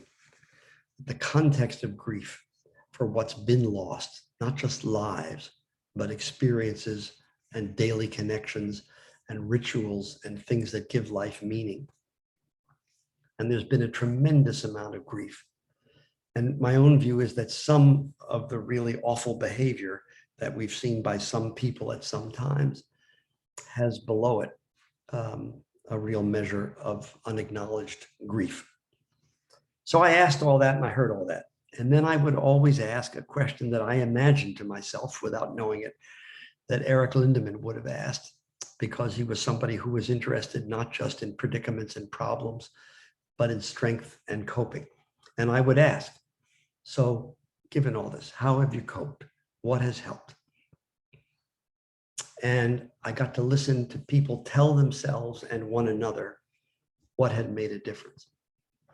And what was interesting was large numbers of people who had just said how hard things were and how unfulfilling and this and that and the other would talk about reserves they had found or something they had discovered about themselves that they didn't think they could do. The number of older teachers I've spoken to who were not technologically savvy and could never imagine themselves teaching by Zoom, but who learned to do it overnight almost. I mean, it's endless. And the other thing they would talk about is the help they got from one another. And so a picture began to emerge in school after school after school after school of all of what was so hard and so negative and so draining and so isolating, et cetera, et cetera. And at the same time, what had been some remarkable coping and some remarkable outreach on the part of people who, were struggling themselves in their own personal lives. And this experience, I mean, I've had this experience literally several hundred times in schools over the last year. It's been very uplifting. And it's reminded me yet again that so much of our lives, so much of human nature, so much of human experience involves a mixed bag of stuff that's awful and painful and lonely and sad and grieving. And at the same time, coping and connecting and supporting and helping. When Sharon was speaking, I was thinking about the fact that people often talk about community as an antidote to stress and as a source of resilience for people. And as Sharon was speaking, she reminded me that in fact, it often works the other way as well too, that when we run into trouble, we rebuild community the best we can. For me, the year's experience had a couple of implications that I think are relevant to helpers in general. And I believe, especially to those who work in mental health and who do direct service work and who see clients and patients. So the first is this. I've been concerned for some time that our whole approach to childhood in the US has tilted away from approaches and methods that would actually help children build coping skills and resilience, despite all the talk about how important it is. And indeed, within the mental health world, we've had a heavy emphasis on trauma. And much of this is quite appropriate, given what we've learned about trauma and those whom it impacts. But I now routinely hear from parents in schools describing the fact that their son didn't get a part in the play as a trauma. And the fact that their daughter doesn't start on the soccer team is traumatic, as opposed to being something that's, say, disappointing or a challenge or upsetting or something you have to live with and learn from, for example. Rob, yeah. getting on toward 10 minutes. Good, David. I'll be in good shape. We've been defining down all sorts of conditions, seeing many normal hurdles and challenges as indicators of something threatening for a child, something that needs to be avoided or treated. If you travel widely in schools as I do, you see all sorts of teachers of young children, especially going through elaborate motions to encourage self-esteem and make sure that nobody is too disappointed or upset. I should have had here a thing I could share the screen with you, a cartoon I've saved from years from the New Yorker. The dad sitting on the couch, small child standing next to him. Between them is a trophy taller than the child. And the boy is saying to his father, "We lost." And I think our emphasis on all this has actually not been helpful, and that we haven't actually, as a profession and as a society, paid enough attention to the importance of having children experience manageable stresses in the course of their growing up to prepare them for later ones. Second, for me, even though the pandemic is new and unprecedented and beyond any of our imagining, much of what helps, I think, is old and well known and simple rather than complex. The key first thing is what I think of as a trifecta: relationship, support, connection. You can call it what you want. We have evidence going back to the Freud and Burlingham book about British children during World War II back in the 40s, that children rarely showed traumatic shock back then when a parent was present, and that when kids are in the presence and the comfort, which was a word that Sharon used, of adults who care for them, that they're often much more protected than we imagine. This doesn't mean we don't acknowledge, it means we do acknowledge how hard something is. It also means that we look for strengths in the child or in the colleague or the friend or the spouse or the partner, and we try to activate those. And the third implication for me is one that I think probably many of you have thought about at some point. Many of us in the helping professions are better at taking care of others than of ourselves. Many of us got into clinical work in part because of issues and experiences we had growing up. This can be vital to our capacity to empathize with clients and patients, but it can also lead us to exaggerate their symptoms and to assume that they must be feeling what we're feeling, even when that may not be the case. And there are times, I think, when an experience like this would do well if it could remind us, actually, that we need to take care of ourselves if we're going to keep taking care of them. And lastly, I just wanted to share a couple of coping stories because they're somehow emblematic of all of what I've just been saying. Some of you may remember that from the late 70s to the early 90s, there was a 15-year civil war in Lebanon, which tore the country apart. 15 years of civil war. There was a so-called green line down the center of Beirut with rival militias on each side shelling each other and so on. All during that time, there was a school, the International College of Beirut, which was actually a K-12 school that stayed open through the fighting. And there were faculty who left, they couldn't stand it, it was too dangerous and so on. There were days the school had to shut because of shelling. But a large number of teachers stayed, and they stayed in part because the enterprise of schooling children was so meaningful to them and so fulfilling that they kept at it no matter what.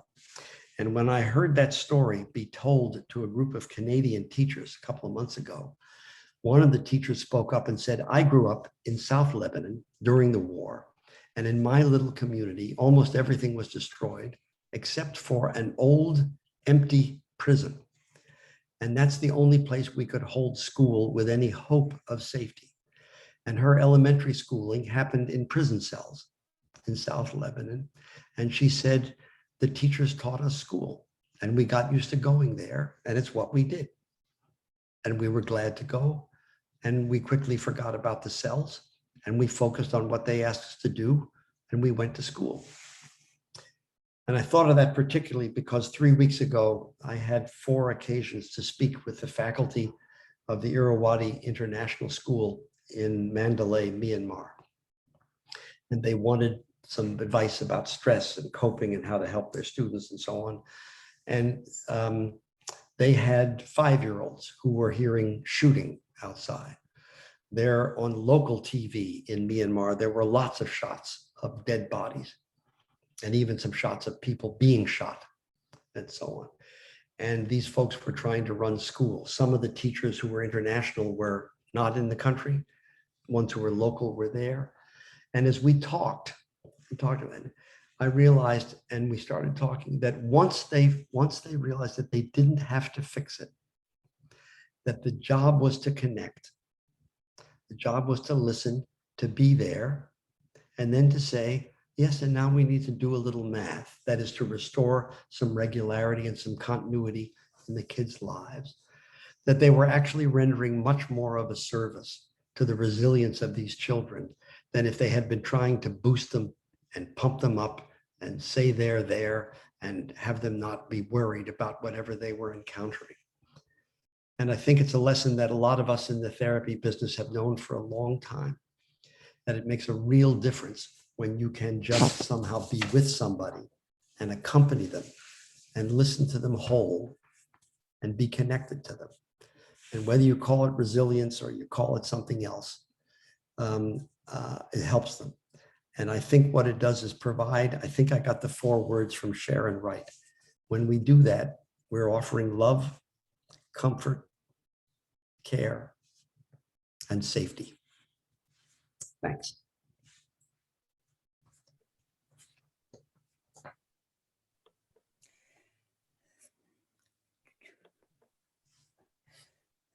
Thank you, Rob. Speaking about people living and thriving within society, all the speakers have spoken about community, which of course is very appropriate to the Eric Lindeman Memorial Lecture, because community was his focus also.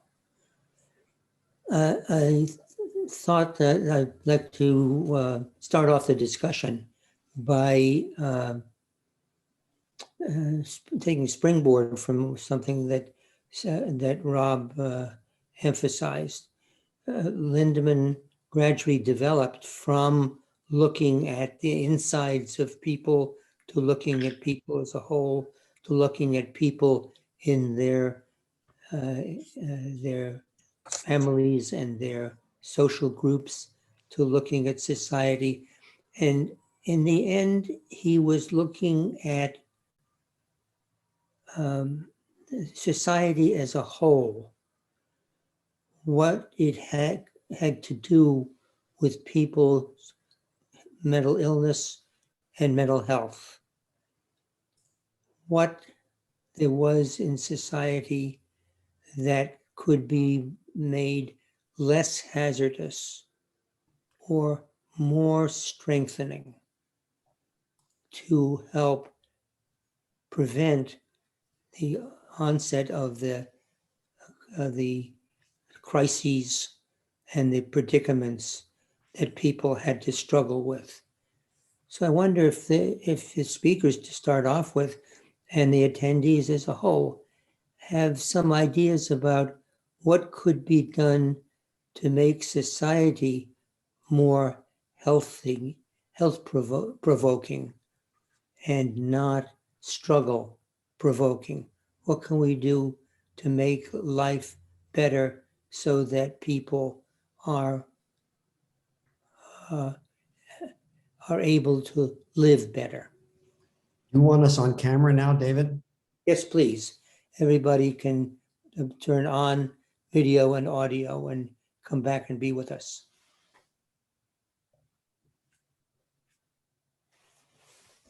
Well, I think the only person who knows the direct answer to this question is Sharon. No, your comments did really touch on it in some ways, especially as you move toward the end. Well, I think that we need to get away from the idea that there's healthy societies and unhealthy societies, right? I think that we exist in, cultures, sometimes competing cultures in which people are engaged in social action from day to day. And one of the, conflicts that I had around the paper that I presented, right, is that it really only tells a sort of very broad gloss on a particular kind of a story. There's always conflict, there's always dissension, there's always challenge, within any kind of communities, and people have a lot of different communities that they're a part of, particularly in this moment where the concept of community itself can extend across a country or across the world. I think that I think that there's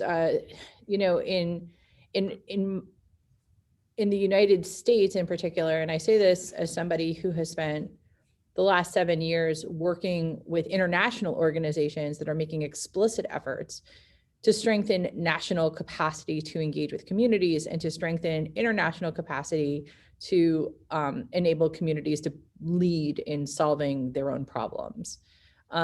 There's a real sense in the Western world that we don't have to do that, right? I'm not really sure.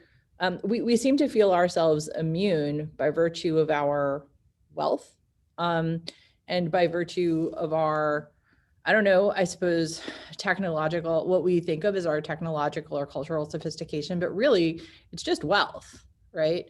We're able to get around the mobilization of community and, you know, sort of put our governance institutions in the lead in terms of sort of solving some of our problems, because if they mess everything else up, eventually they'll spend their way into some kind of a solution. Which is actually basically the story of the United States COVID response, right? We kind of, in many critical ways, really blew up our public health response on everything from like testing to social distancing to economic support, and then we just put all of the money in the vaccines, right? Hoarded the vaccines, and now we are going to have some kind of a resolution to this COVID problem that is enormously unequal and you know, basically does not leave us in a better position to be prepared for what will certainly be the next epidemic or pandemic event that will emerge in the course of, you know, the many ecological changes that are happening as a result of population change and climate change.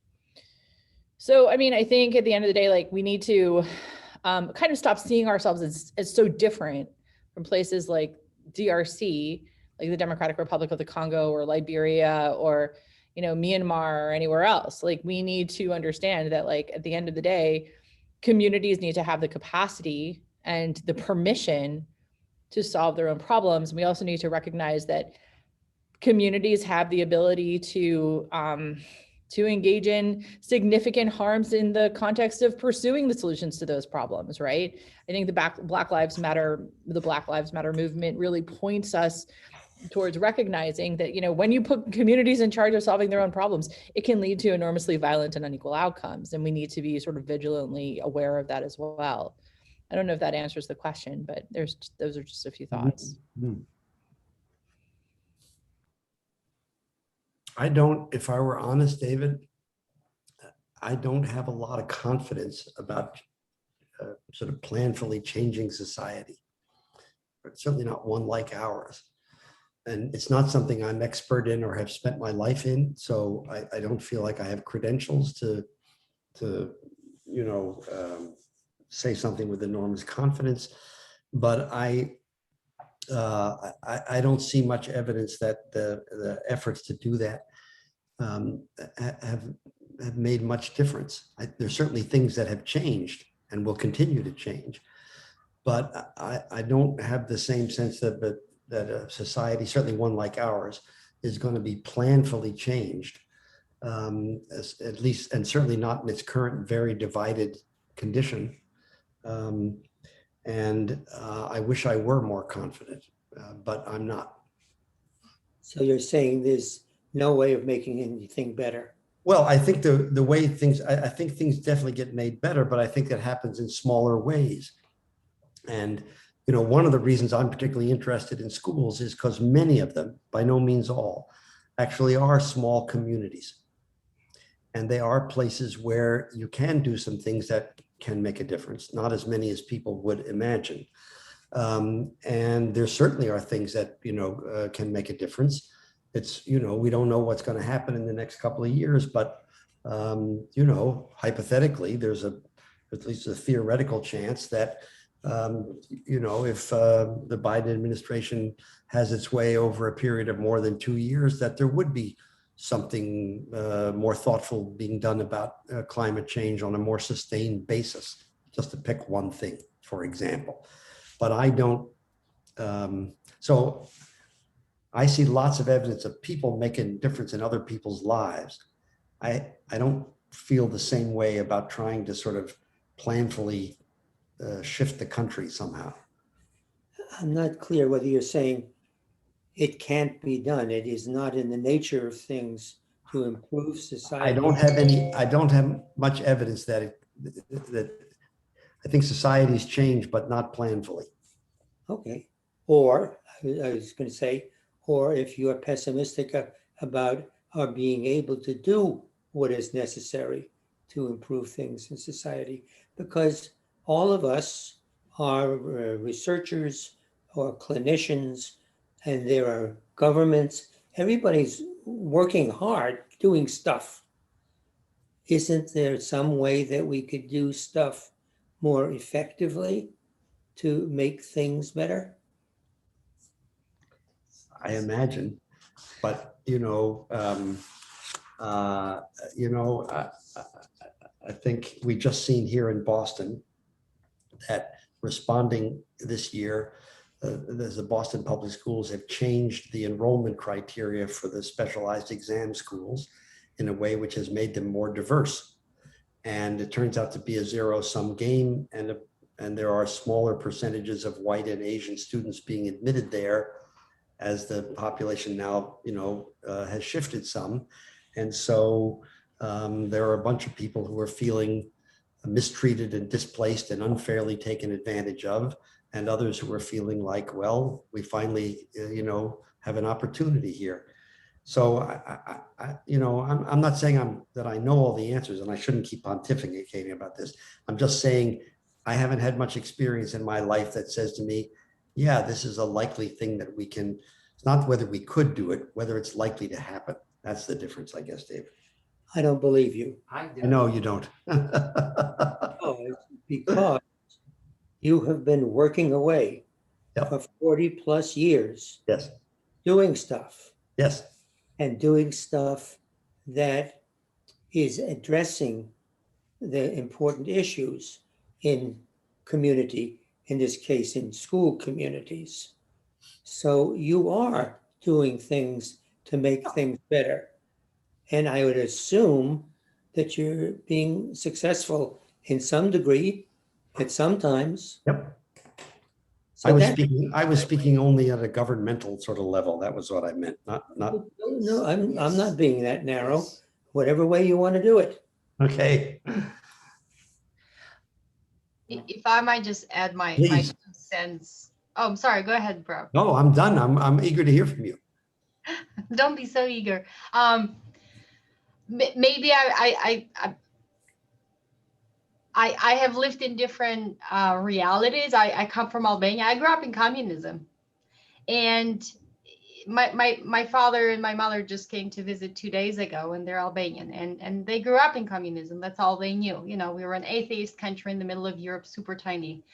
Had you told my father 30 years ago that one day your daughter and your son are going to live in the most capitalistic, the epitome of capitalism in the world, he would have thought that was absolutely impossible. He would have believed that we would, eventually make it to Mars, or even consider sending, a Ferrari into the into the space because of our own narcissism. But he would have never believed that. And, here we are, needless to say.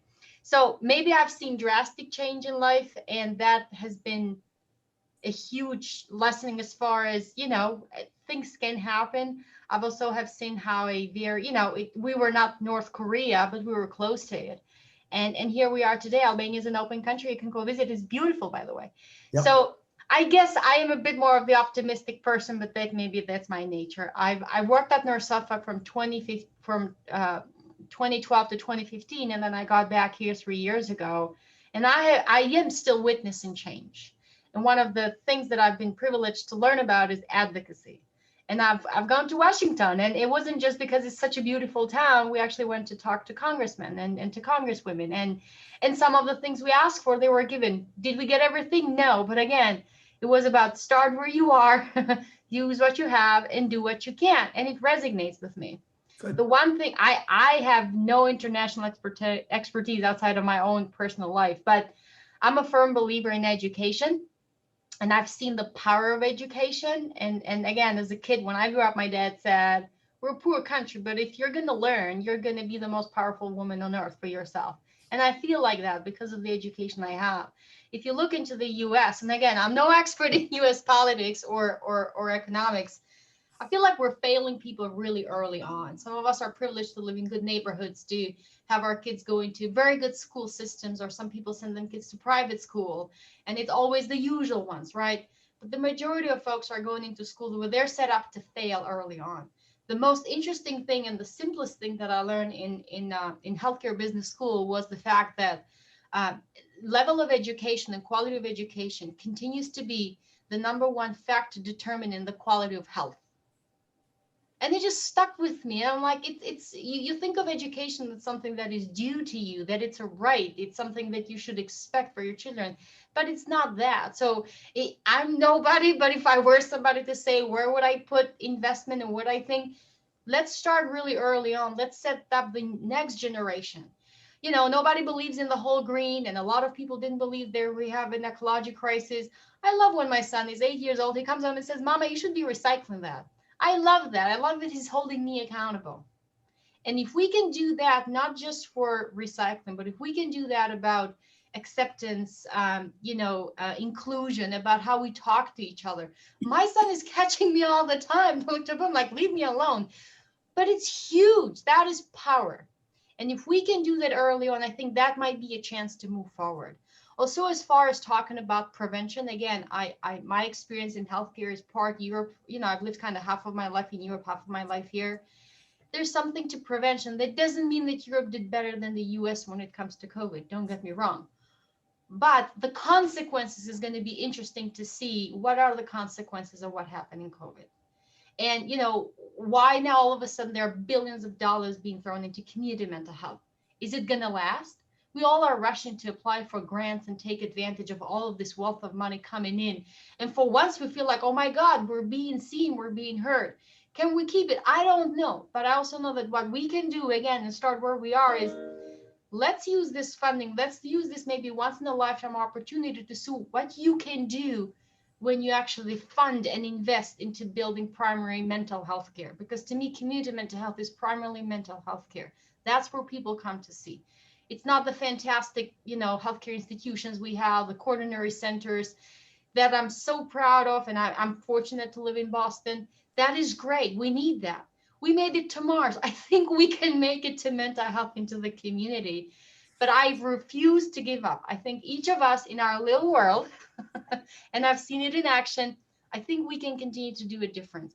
And the last thing I want to wrap up with is, look, the US might be behind the rest of the world on some things, but I think the US is probably the most accepting when it comes to stigma and actually having come a long way with the stigma. The next step is we need to come a much longer way with access, right? So now finally we're accepting mental illness, or we're open to it. It's not the same in Europe. Actually, people can be a lot more close to mental illness.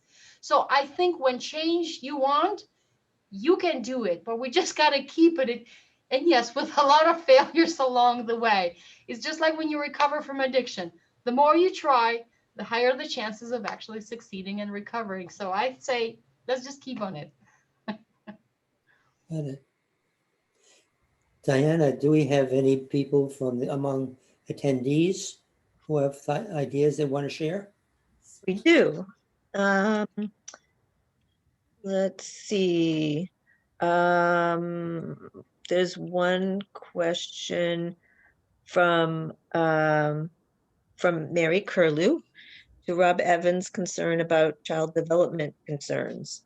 Any suggestions what we can do to try and change the culture in schools and other communities where this idea of resiliency is seen as threatening? I'm a parent and a clinician who shares similar concerns. And what can schools do? Well, it's a good question. It would only take me about an hour and a half to answer it. So I'll try to keep it sort of really sort of brief. One of the challenges you have if you spend your life working as a consultant in schools is that schools are actually what sociologists would call often a weak treatment. When a student graduates from 12th grade, the moment she accepts her diploma, you stop the clock. You go back to the moment she was born. She's been in school 10% of her life. 10, not 15 or 20 or 25 or 30, 10. You can count all the homework she did and the plays she rehearsed for, and et cetera, and you can bump the needle. But school is an important but a minority influence on the way most kids turn out, as a matter of fact. And schools also, especially public schools, are answerable to the public. And when they do too many things the public doesn't like, the public arranges for somebody else to come and take over and lead them and so Also, it has to be said, in my experience, lots of educators struggle because they have a hard time trying to get through to parents, and in some ways the larger community, about some fundamental things they think are really good for kids that parents have a hard time tolerating. So I think here, to borrow Manjola's phrase, advocacy continues to be needed. We need to keep a focus in front of people of what really is helpful for children. I will often say to parents when I'm speaking to them, and I meant to say it to all of you, I like to do this. Ask yourself, what are the most important lessons you have learned in your life so far? And then ask yourself how you learned them.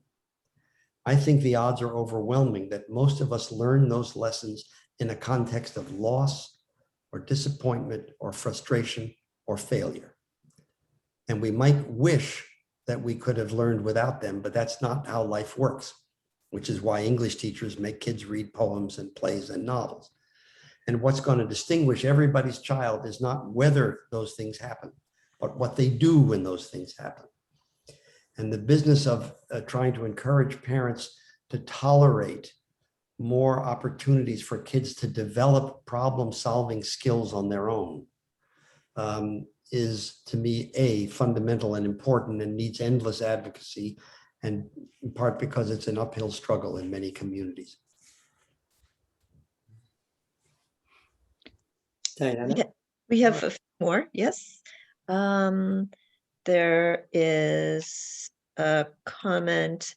I think too much of the grief is connected to the trauma of our political world and of the unmasking of the myth of the narrative about the US, the exposure of the depths of white supremacy and the horrors of increased economic inequities. This is in response to Bob's observations about grief. In some ways, for me, buffeted by privilege, the larger grief was for the loss of innocence around the US narrative.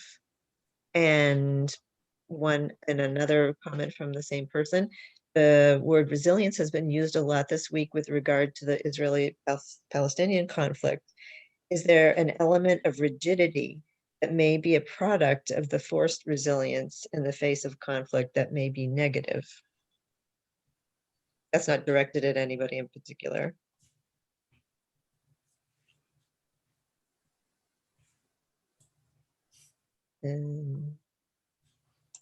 Maybe that's No, then give people a chance okay. to think. Okay. So I'll take a stab at these. I think like my anthropology has been guilty historically of trying to sort of sweep entire populations with a single sort of psychological brush, right? And we have learned our lesson, and we do not do that anymore. So I think with regard to the second question, people are people. There are political narratives, there are political histories, and there are political trajectories.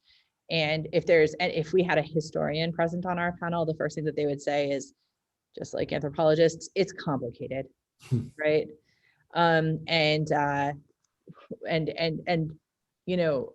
be it from me to try to diagnose any particular population with any particular kind of, response to any set of circumstances. It's too complicated to do that. I think one of the pieces that I would like to sort of pivot to with the other comment about grief is something that I maybe tried to flag a little bit in the story about Liberia, especially the beginning of the post-conflict period. A lot of the conditions through which people sort of navigated whatever people came to describe as resilience were externally imposed, and they were imposed by people in positions of power, right? And I think that leadership matters, right? Leadership has the ability to set the conditions for positive social change and for negative social change, and we have seen this a lot in recent years. Of course, we're experiencing, I think, of course, we're experiencing grief, fear, loss. I mean, I have to say, just like in my own personal life, I live on a remote island you know, near the Canadian border, and, you know, seeing, you know, like really aggressively violent, you know, signs being posted after the period of the election, you know, is personally frightening, right? Not necessarily on my property, but nearby and all around. You know, like we are actually in a position of being more scared because things are actually becoming more dangerous, right? And I think that we have to kind of recognize that our world is, in regardless of the stories we tell ourselves about our privilege, there have been a lot of societies that have had privileged populations that have become incredibly violent and dangerous, usually societies that are pre-war. You know, and so I think, you know, we need to sort of be careful about sort of continuing to tell ourselves that we're safe because of privilege, or we're safe because of certain degrees of stability, or we're safe because America's not going to become something. We need to kind of just recognize the fact that anything is possible because, you know, there's no promises. Social change can happen. The other thing that I want to say, and I mean this quite sincerely to the audience, like if you want to see social change, you need to run for office. I did. I was on the school committee in Brookline for a very brief period of time. It was transformative, like for me personally, and also like I think I had an impact for a very brief period of time. But like there is, I learned a lot about local governance, and I also learned a lot. What I learned from that time in local governance is that there is a very complicated generational transition that's happening between like the boomer generation and the Gen X generation around positions of leadership right now. And there are major moral battles that are being fought out over things like municipal financial budgets, you know, and transportation policy and housing policy, and, you know, who gets hired for the head public health role in a particular municipality, right? Those are becoming the sites of very, very significant fights, not between like the youth and sort of the middle people like me, I'm 44, right? But between like the 44-year-old somethings and people who are in their 60s and their 70s, and people in their 60s and 70s are not walking away yet. Like they are retired and they are available for full-time volunteer municipal work. Rob knows this, especially on the school board side, right? Yeah.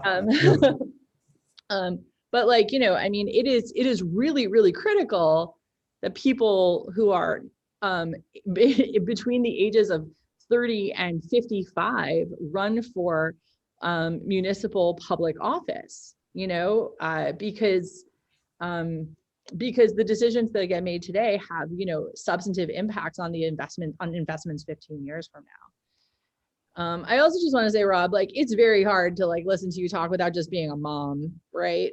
Like, you know, what a year it's been for schools, you know, especially, I mean, like the thing that I think a lot about is like really the toll that this has taken on students with disabilities. You know, we, you know, it's incredibly painful to think about what has happened to those children and how teachers have been pitted in a battle against parents, and in some ways have been pitted in a battle against some of the most vulnerable students, right, in order to preserve teacher safety. So like, you know, like those kinds of, you know, restoring like the personal relationships. I've seen it like in communities between teachers and parents and children, like is something that I don't mean to be facetious about this, like needs to happen, but isn't going to happen through an act of public policy. Like somebody needs to bring somebody else a lasagna, you know, and just be like, I appreciate you. I know it's been hard, you know, but at the same time, we also need to like start putting into place conditions where we recognize like there needs to be summer school and somebody has to work in them because there are children who have lost a year of school, you know, and those are vulnerable children who, you know, are already challenged in many regards. And, you know, there need to not be the same kind of like institutional barriers, union barriers, school board barriers, school leadership barriers that are sort of preventing those conversations from even happening, you know? And, you know, like you can give a teacher a hug, and I have, right? But like if my child needs access to school and can't work through Zoom, not mine in particular, but certainly many, Yep. there's only so far a hug and a lasagna can go, right? Like the kid needs school, and like we're very confused right now about like, I recall, you know, when we were going through the COVID process, like having very, very big fights as a school board member, as parent, with teachers and with like union leaders around whether or not education is a basic human right for children in the United States, right? Even in the context of an epidemic, because everywhere else in the world, the United Nations stipulates that children have a right to, it's a fundamental human right for children to have access to an education, even in the context of an epidemic. You know, life and education are not like they're not, there's not a hierarchy actually. You know, they're equally significant human rights. And I think we've been so comfortable, we're not really sure what it is we're fighting for anymore. You know, we're not really sure like what our core commitments are. Yeah. And Manjola, I really appreciate everything you have to say. My father is like an immigrant from Eastern Europe. You know, he sort of recalls his like post-Holocaust Polish upbringing, and then like living in poverty without electricity as sort of like, oh, whatever, the least interesting things about him, right? Yeah. I'll jump in here. Yeah. Because we have a few more questions. Dr. Satin, unless you wanted to go No, you go ahead. in another direction. Okay, there is a comment, and there are 3 questions, but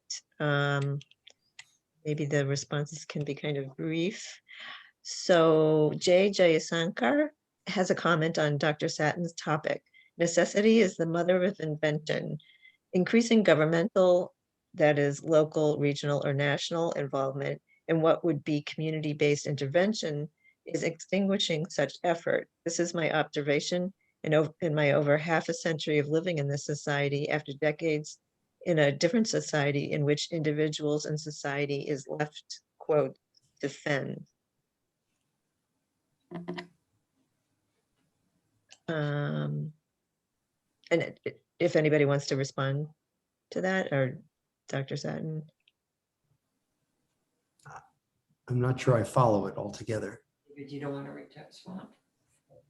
Oh, he's saying that the government, the different levels of government are taking responsibility for intervention.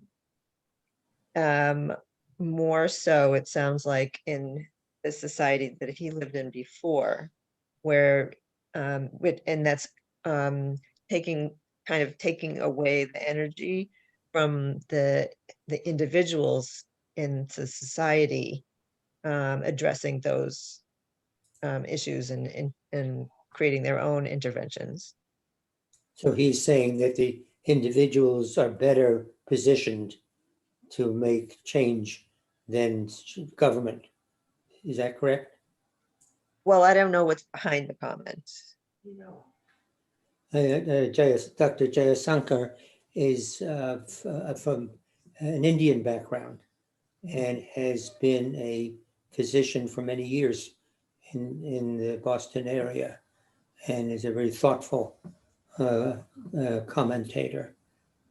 Well, maybe this speaks to Rob's idea that you shouldn't look to government on a large scale to make changes. You need to make changes on a more intimate scale in schools and in families and in healthcare, as Manjola would say, and which makes it a more multifocal approach to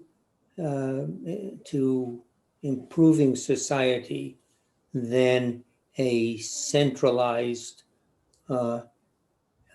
hierarchical approach. Then how do you get teachers and parents and healthcare workers and police and municipal workers to see the importance of facilitating people supporting and helping one another. We have a couple of more questions.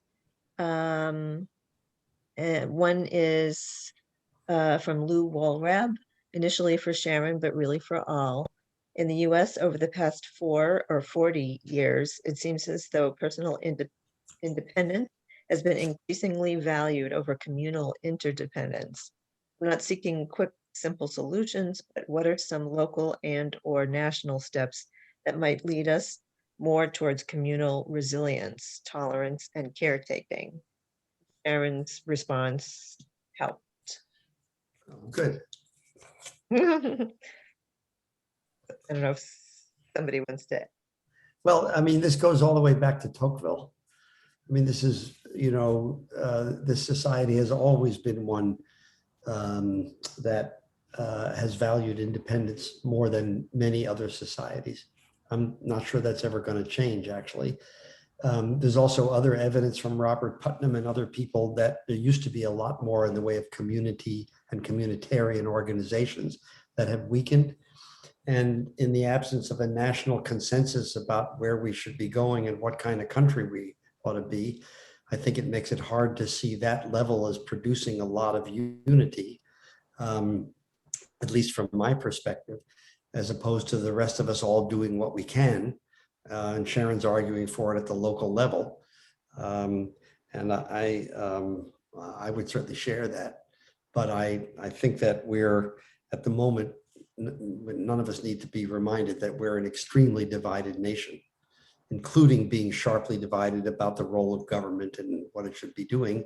And actually, as it turns out, even being divided about what are the basic facts about science and disease and climate and stuff like that. So, I mean, if we go back to Manjola, to your Arthur Ashe, what a great guy he was, Arthur Ashe. What a guy. I'm so glad you used that quote. Just say it again. It's start with what you have. Is that what it is?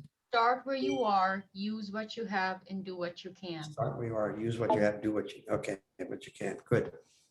I would just add to this and also to the earlier comment about, whether it's individuals or government, and then to what Sharon said, it's complicated, right? Again,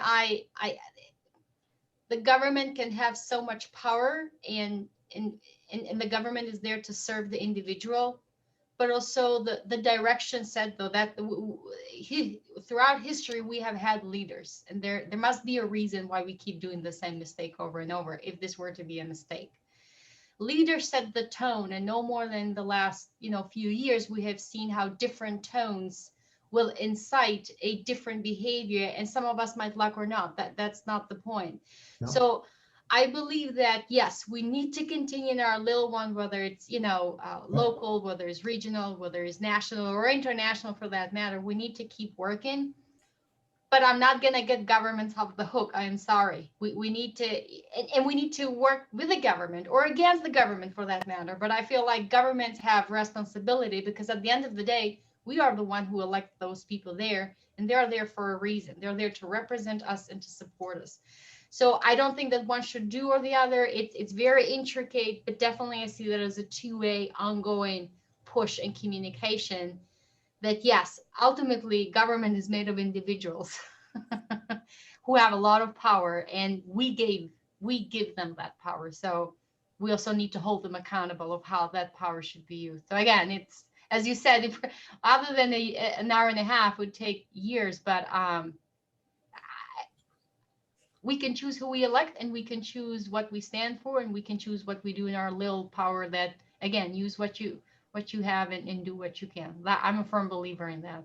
So David, since I've been the Eeyore here, I want to give you a quote that I treasure, and it comes from Václav Havel, the Czech playwright and president.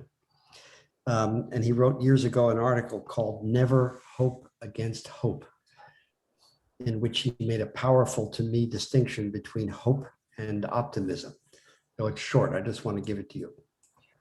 Hope, in this deep and powerful sense, is not the same as joy when things are going well, or willingness to invest in enterprises that are obviously headed for early success, but rather an ability to work for something to succeed.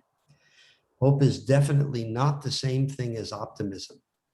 It's not the conviction that something will turn out well, but the certainty that something makes sense regardless of how it turns out.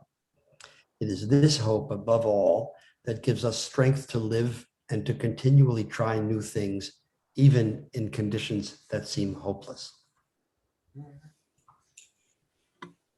And on that optimistic note, we can wrap up. This has been a very interesting Lindemann lecture to me. It's paradoxical.